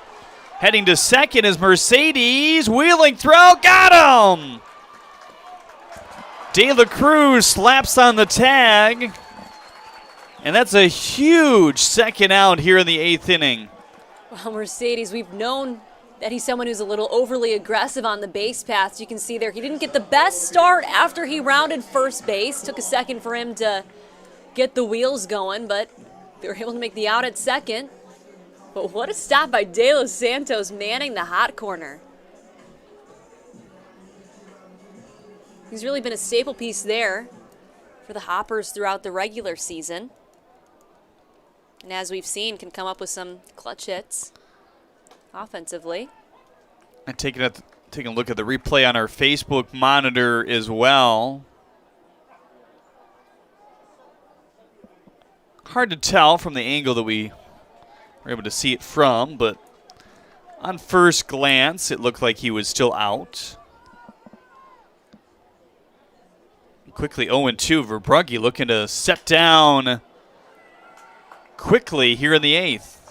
Flip over to first, and that will end the 8th inning fairly quickly here. McFarland with the strikeout. Mercedes caught off first base, trying to stretch a single, or a one base here into a 2 base here, and then the ground out by Blom here on the USPBL network. Milk, milk, milk, yeah. Guzzle milk, drink it all. Make a milk waterfall. Cookie milk, stack it tall. Milk with no rhythm at all. Make you run fast milk. Stay awake in class milk. Pour it by the glass milk. Is that a mustache milk? Boom, boom, boom, base milk. Smile on your face milk. Go for the goal before you know you going all the way milk. Milky high, milky hay. I hope you have a milky day. Live your best life milk. You out this world, Milky Way. Put you on the spot milk. Question, got milk? Show us what you got. Hashtag got milk. Make your move with a quick and easy mortgage from Genesis Credit Union. We have mortgages to fit your life. Genesis Credit Union. Visit us today.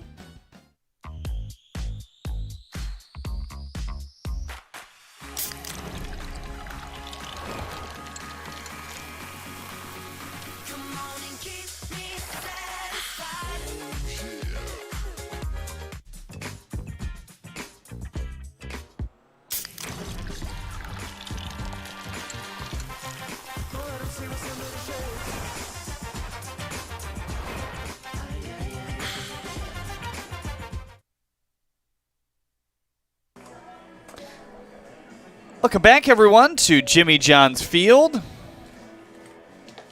Tight game down the stretch in this USPBL semifinal. 5-3. The Diamond Hoppers in the lead. Another pitching change here. Simmons will take the mound for the Beavers.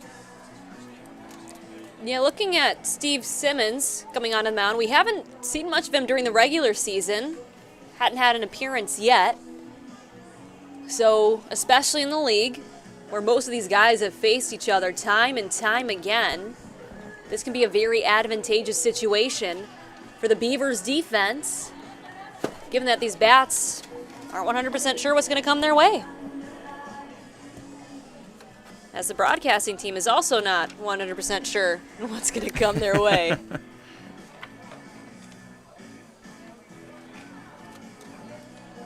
Steve Simmons, the righty, taking over for Val, and he was nearly perfect here tonight. 4 Ks, 6 up and 6 down against him in innings 6 through 7.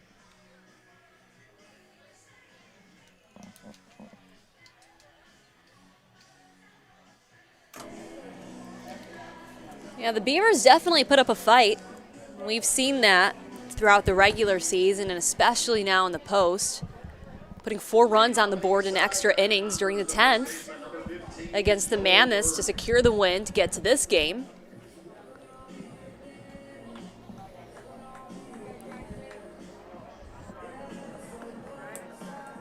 Burke, Greg Vaughn Jr., and Nick Kreitzer, your Zach Hart agency, 3 men due up.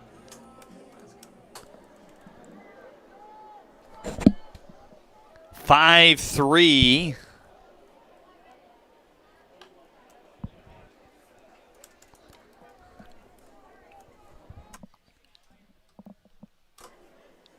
As Burke fouls it off.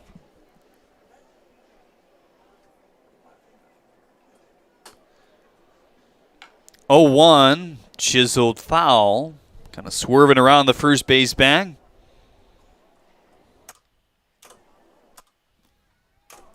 Steve Simmons makes his way from Kalamazoo College. Was previously a Hornet. The right-hander's hometown is Novi, Michigan. Played for Brother Rice. He's a right-handed pitcher. We have a booth divided here. Are you a Brother Rice fan? No, no. No? Okay. I'm a UD Cub. Come on now.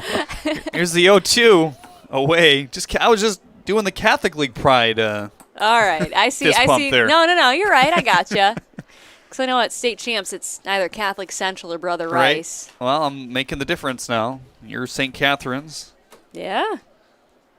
2-2 on Burke. Yeah, Steve Simmons, senior year, came by way in 2016-2017 at Kalamazoo. Where during his entire career there, worked 51 1/3 innings.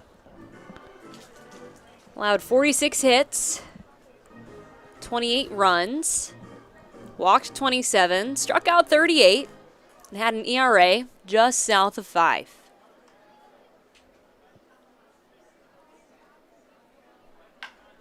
Roped fair down the line. Joe Burke gonna make his way to second. Didn't hesitate much. And that one pops past Lynch, and look out. McFarland able to catch it. Yeah, I mean, Burke knows how to get the ball rolling. Talked about it. It's kind of a good sample bats here in the USPBL 45 slugging percentage during the regular season. He's really had some nice line drives here tonight.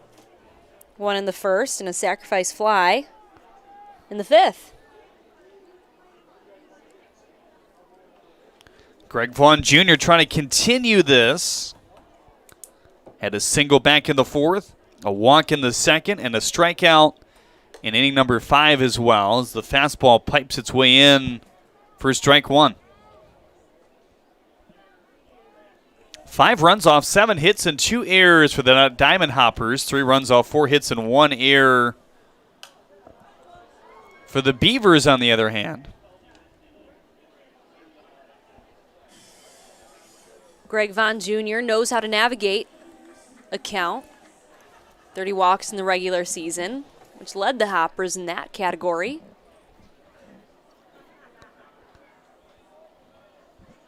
Boy, these two catchers have blocked a lot of balls here tonight. And as silly and cliche as it sounds, it can be very big in games like this. Not silly, but No, of course. Especially with both getting runners on base. Seen a lot of that from the Beavers. fastball rung him up. Be the first out here at the bottom of the 8th.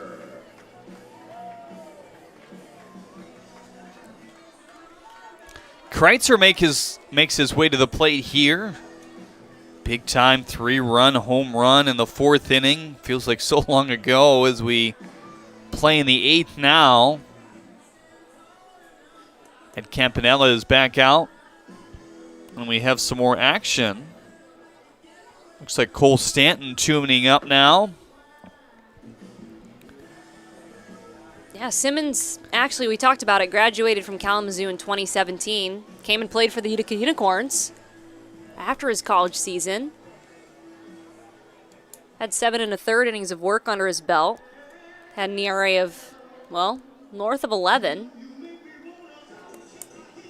Seems as though he's kind of stuck with that position coming out of the pen throughout his college days and that brief stint here in the USPBL.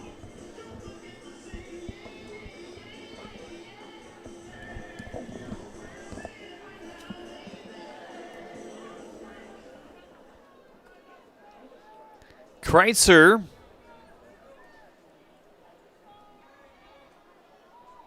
the runner on second base and 1 out here in the 8th.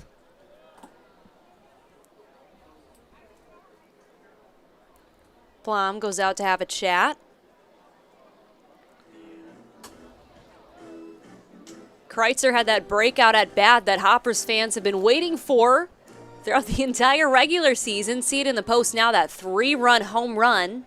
And he sent it the opposite way as well, which was fun to watch. Yeah, we've been talking about it. The wind has been blowing around. Just looking at Kreitzer's stature, you know he's someone who has that strong ability to generate power. Candidate for the Most Improved Award here in the USPBL. And also a nominee for the Sportsmanship Award.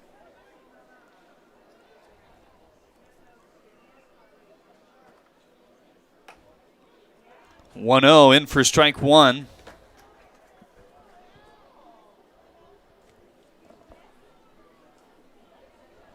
You never know what's going to happen in the postseason, Jeremy. Well, it's been kind of a wild ride even in this game here tonight. Extra innings last night, 4 runs scored in the top of the 10th.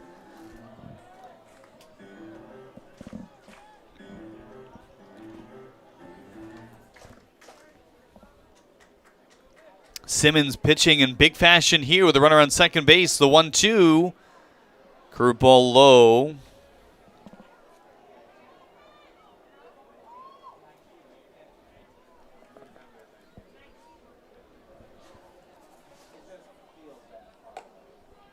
And Kreitzer steps out. Simmons jokes, hey, that's a strike.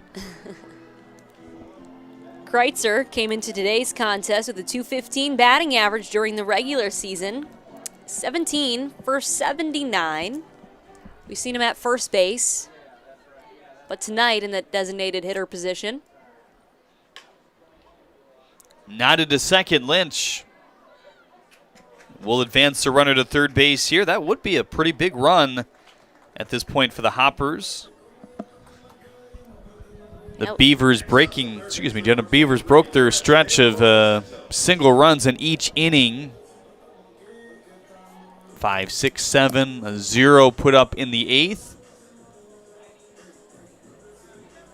And Campanella will pull Simmons here with Chris De Los Santos coming up. His closer, Cole Stanton, who pitched a couple innings last night. Trying to keep this game right where it is with a runner on third base. 5-3 Hoppers on the USPBL network.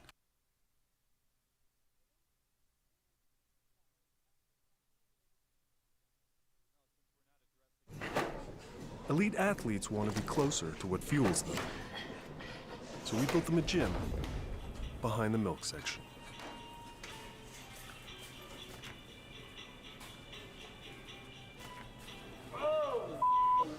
What's going on here? Oh, they're training. What? In the milk section?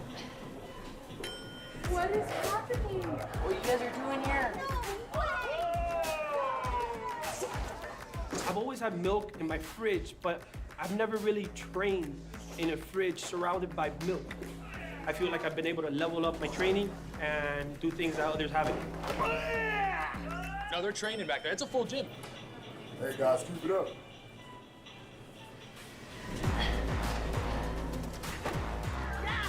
Being close and nearby milk, it's how I hydrate, it's how I recover. It's important to be at arm's reach. We build roads, bridges, wind farms and pipelines, schools to skyscrapers. Our members create monuments. We operate. We're the operators and mechanics behind the advanced heavy machines that move Michigan forward. We maintain boilers and HVAC. Our members run the complex heating and cooling systems that we all depend on. Our training is second to none, and safety is our priority. We are Operating Engineers 324, and we keep Michigan running. Jeremy and Jenna back with you here. It's Cole Stanton taking over on the mound. Been so good this year in the closing role for the Beavers. Yeah, we saw him come in last night for the first game that kicked off championship weekend. Ended the regular season with an ERA just south of 2. Only had 8 earned runs, walked 13 and struck out 31, surpassed the amount of innings that he pitched. And 21 and a third. And opposing bats were only hitting 168 off of Stanton. Part of the 2021 All-USPBL team. And with good reason. Not a lot of extra base power off of Stanton as well. So looking to limit this Hoppers offense that can string hits together. That challenge will present itself in Christian De Los Santos. Hit a double, sandwiched in between 2 outs and at bats here tonight. First pitch, fastball at 92 up high. Well, whoever advances tomorrow to take on the #1 seed Unicorns, they will face Zach Jones, who's been pretty good down the stretch. TBA for either of these two teams. But you got to think for the Hoppers. Look out as that one escapes, but Blom gets to it fairly quickly. If the Hoppers advanced, you'd likely see Pierce tomorrow. Or Banks tomorrow, I beg your pardon. Pierce you could certainly see in a relieving role. For the Beavers is not very cut and dry. It's going to depend who all pitches here today. And I'm sure you're going to have to see some guys pitching 3 days in a row if that's the case. Just what it is. I mean, you don't see a lot of 3 straight days of baseball here in the USPBL, so it's going to be a bit more challenging no matter what. Yeah, but there's always that different energy that comes with playoffs. 1-2, golfed into the glove of Verdejo as he backpedals just a little bit there. Stanton does his job, strands the runner on third base, and keeps this game right where it is. We head to the 9th. The Beavers will have the top of the order up with 3 more outs to work with here tonight.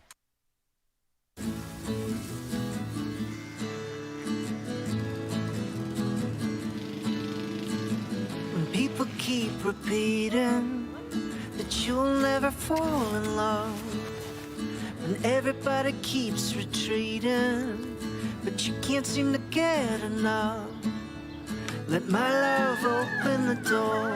Let my love open the door. Let my love open the door to your heart. Let my love open the door. Let my love open the door.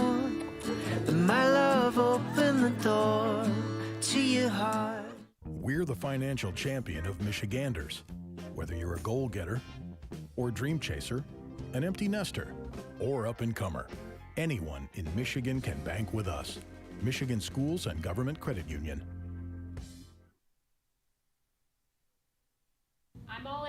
HR and Organizational Development Council. I'm all in with Marketing and Business Development Council. I'm all in with Operations and Member Experience Council. I'm all in with CEO Council. I'm all in with Lending Council. I'm all in with CFO Council.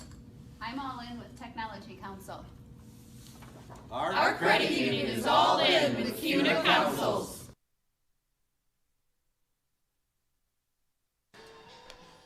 USPBL Reliever of the Year, Hayden Pierce, trying to put a stamp on a championship berth for this Hoppers team.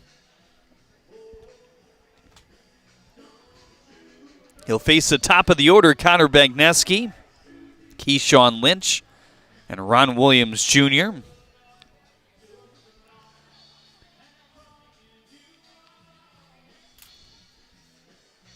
Pierce takes over for Brugge, who took over for Cook. Andrew throwing 2 complete innings here tonight. Cook going 6 as he struck out 6 as well. Yeah, Pierce definitely put up some impressive numbers during the regular season. 5-1, an ERA under 1, through 34 2/3 innings of work. Struck out 42 during that stretch. Opposing batters only hitting 178 off of Pierce. And for a stretch there, he was working in tandem pretty well with Pierce Banks from the Hoppers, who struck out 39.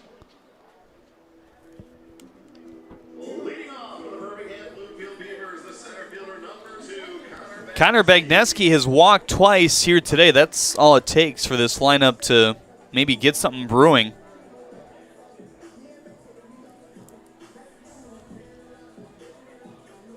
I mean, you can really just tell Bagneski gives you a professional at bat whenever he steps into the box, and displayed his dominance really ever since the first day he came into the USPBL. Leads the Beavers in multiple categories throughout the regular season.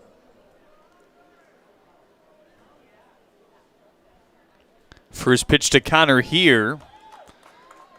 Off speed and for strike 1.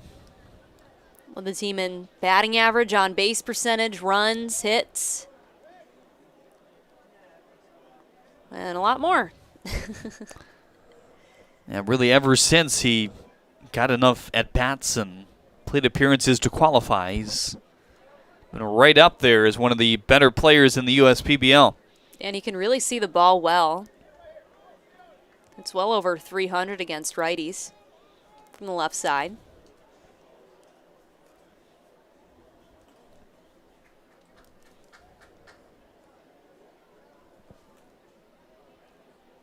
Pierce running the 1-1 here. Swing and a miss. Fastball at 89. A 4-seam, a 2-seam, a curve, and a slider for Hayden Pierce. He can mix his pitches very well. Gives you a different look with velocities and direction.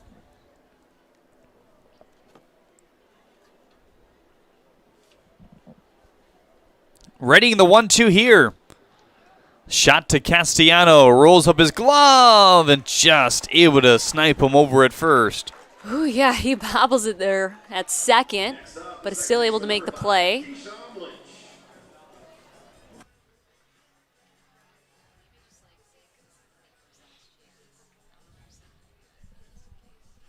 Keyshawn Lynch and his Beavers team down to their last 2 outs.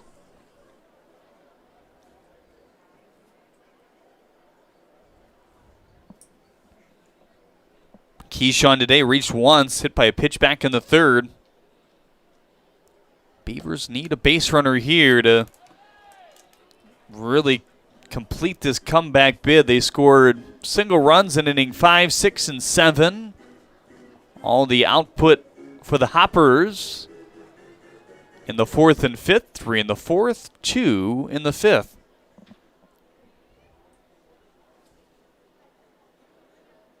Awaiting the 1-0. Change up outside. Well, for Hayden Pierce to retire a catalyst like Bagneski that we normally see spark offense for the Beavers, it's a good sign. Good first step for sure. The 2-1. Especially for a team that likes to get runs on the board later in the game. Honestly, that's where most of their runs have come from, or during the regular season. But now, 3 balls on Keyshawn Lynch.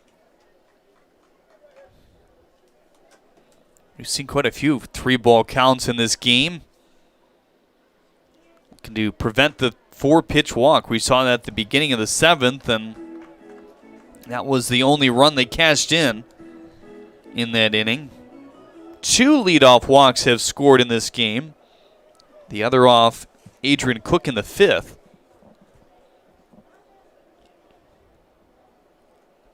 Lynch has seen 3-ball counts himself. Strike 2. He does not love the call. And I guess he was trying to call time on that play. I beg your pardon.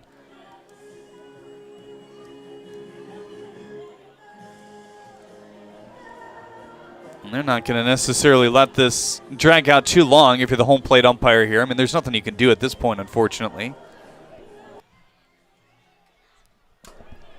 3-2 on Lynch. Has to try to erase that from his memory, and now he's going to call time.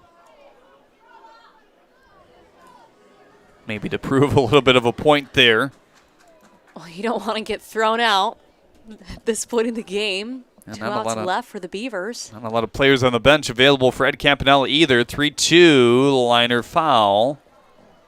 Lynch able to add a little more oomph to that one. As that fouls off to the right side.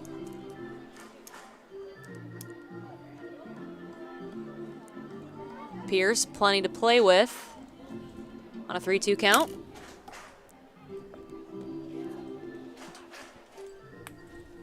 Ground out to begin the inning. Only action on the base pass in the 8th against Verbrugge, the error. But Mercedes gunned down at second, so he faced the minimum in the end. Big 3-2 pitch, swing and a miss. Pierce with the fist pump there. Pounds another K into the books. And Ron Williams Jr. the last shot now. Arguably one of the biggest strikeouts here for the Hoppers. Arms tonight.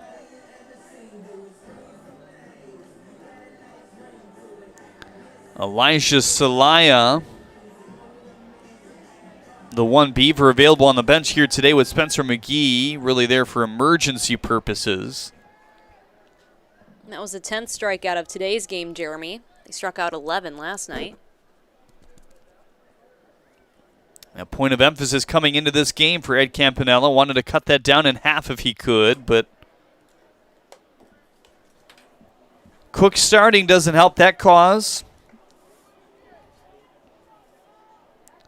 For Brugge punching 3 out in his 2 innings of work, and now Pierce adding 1 to the fold.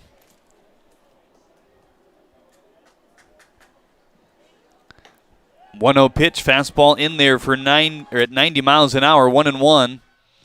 9th inning, brought to you by UWM. We thank UWM for their partnership and elite sponsorship with the United Shore Professional Baseball League. Hayden Pierce, the reliever of the year, trying to wiggle himself out of this game in the end and stamp what could be a save in the semifinal game.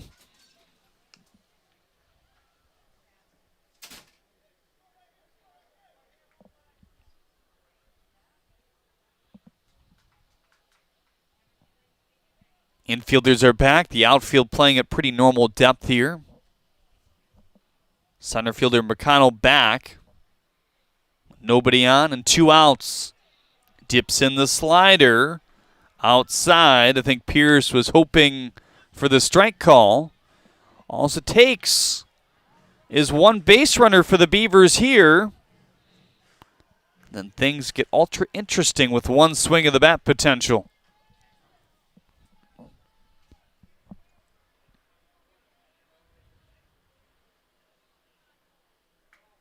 Pierce sets, waiting in the 3-1 pitch here. Popped him up, and it's going to reach its way foul.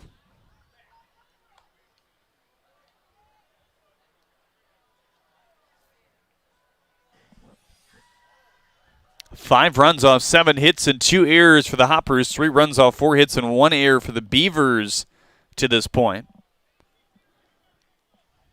This game extending to the 3.5-hour reaches here tonight.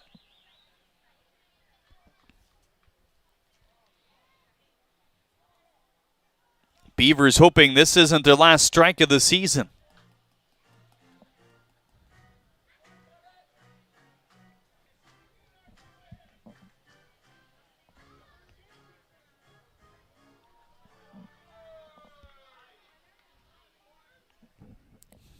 Pierce collects. Another 3-2, pounded on the ground. Castellano chucks it over to first base, and the Hoppers are heading to the championship game tomorrow against the Unicorns. 1, 2, 3, 9th inning to the top 3 hitters in the order. Hayden Pierce looking very comfortable, uses a couple contact outs and a strikeout here in the 9th inning. It should be a pretty fun matchup tomorrow. Likely Pierce Banks going against Zach Jones in the championship game beginning at 1:05 Eastern Time. You can pick up the few remaining tickets at USPBL.com or at the box office before the game. We'd love to see you here for the championship, happening in really just a matter of a few hours as this game ends at 10:31 Eastern Time here in Utica, Michigan tonight. Again, 5-3, your final score. A late surge by the Beavers and some early runs as the Hoppers hold them off. Ribby celebrating on the field there on the third base bag. Jenna Rose will have our Player of the Game brought to you by Rochester University, our Auto Lab post-game show when we get back on the USPBL Network.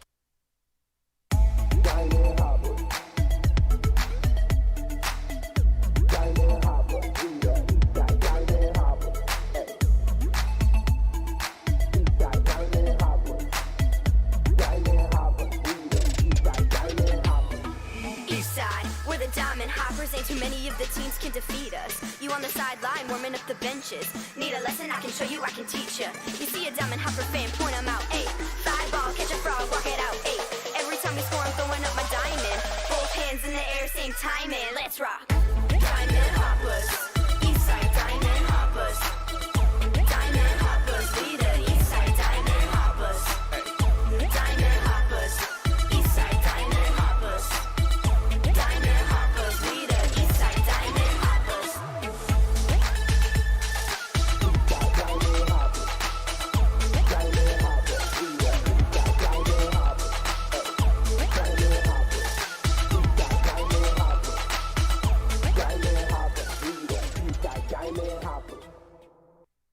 You hear about the promo that Jimmy's John's got going on? 5 off 20? How they pulling it off? Magic? You got David's Copperfields in there? Show yourself, Copperfields! Jimmy John's. $5 off orders of 20 or more.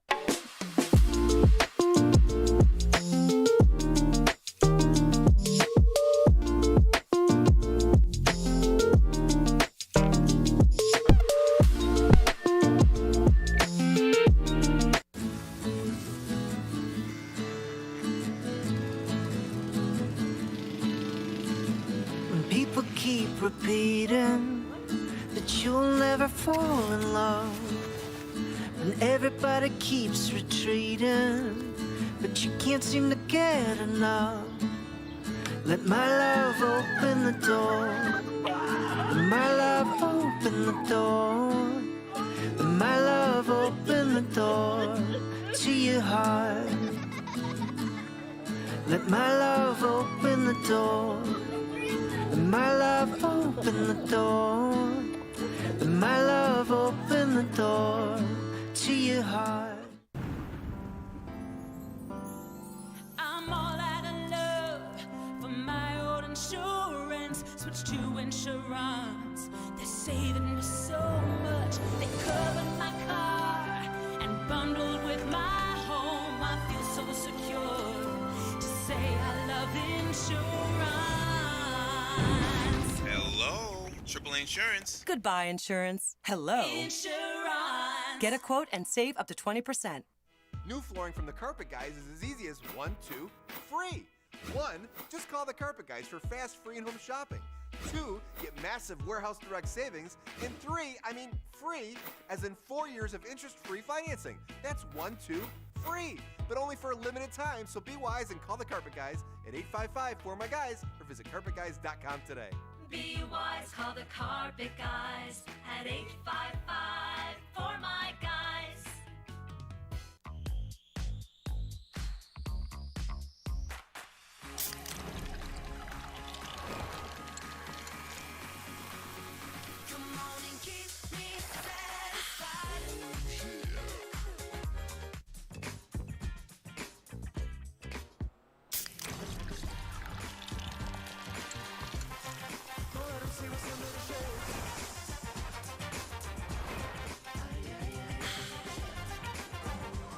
Hello, everyone. Welcome to our Autolab postgame show. We are now joined by our Rochester University player of the game, designated hitter for the Hoppers, Nick Kreitzer. And what a game. You guys take the game 5-3 victory semifinals. You come in bottom of the fourth and have a 3-run blast. And really, when you just look at your stature and your swing, you know that you're able to string hits together when you're consistent. But how good did that feel? It was much needed. I had a lot of love and support from my teammates, a lot of faith in there.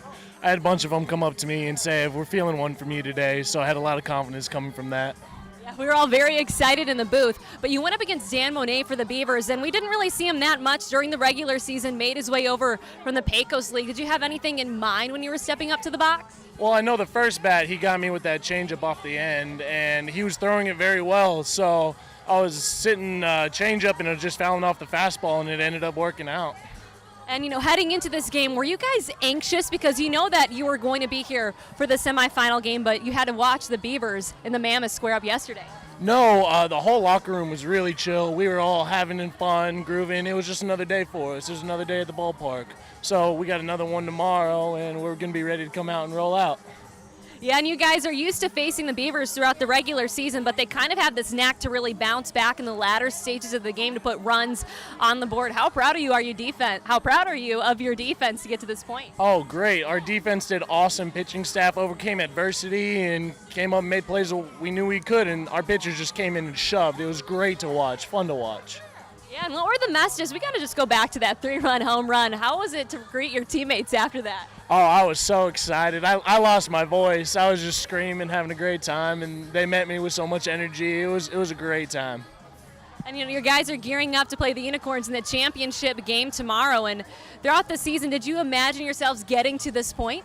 Yeah, we knew we had great team chemistry coming all throughout the season, so we knew we could just string a couple games together and get on a roll. I mean, the Hoppers are hot right now, and it's just a lot of fun to watch, and I knew we were going to be here. If we just keep playing good defense and we keep pitching like we know how, our bats are going to come through and carry us all the way. Well, you heard it here from Kreitzer. The Hoppers are hot. They take the semifinal game of 5-3.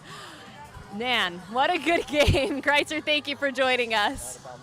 All right, and thank you for joining us here on the USPBL Network. Championship game is tomorrow. You will not want to miss it. We'll see you then.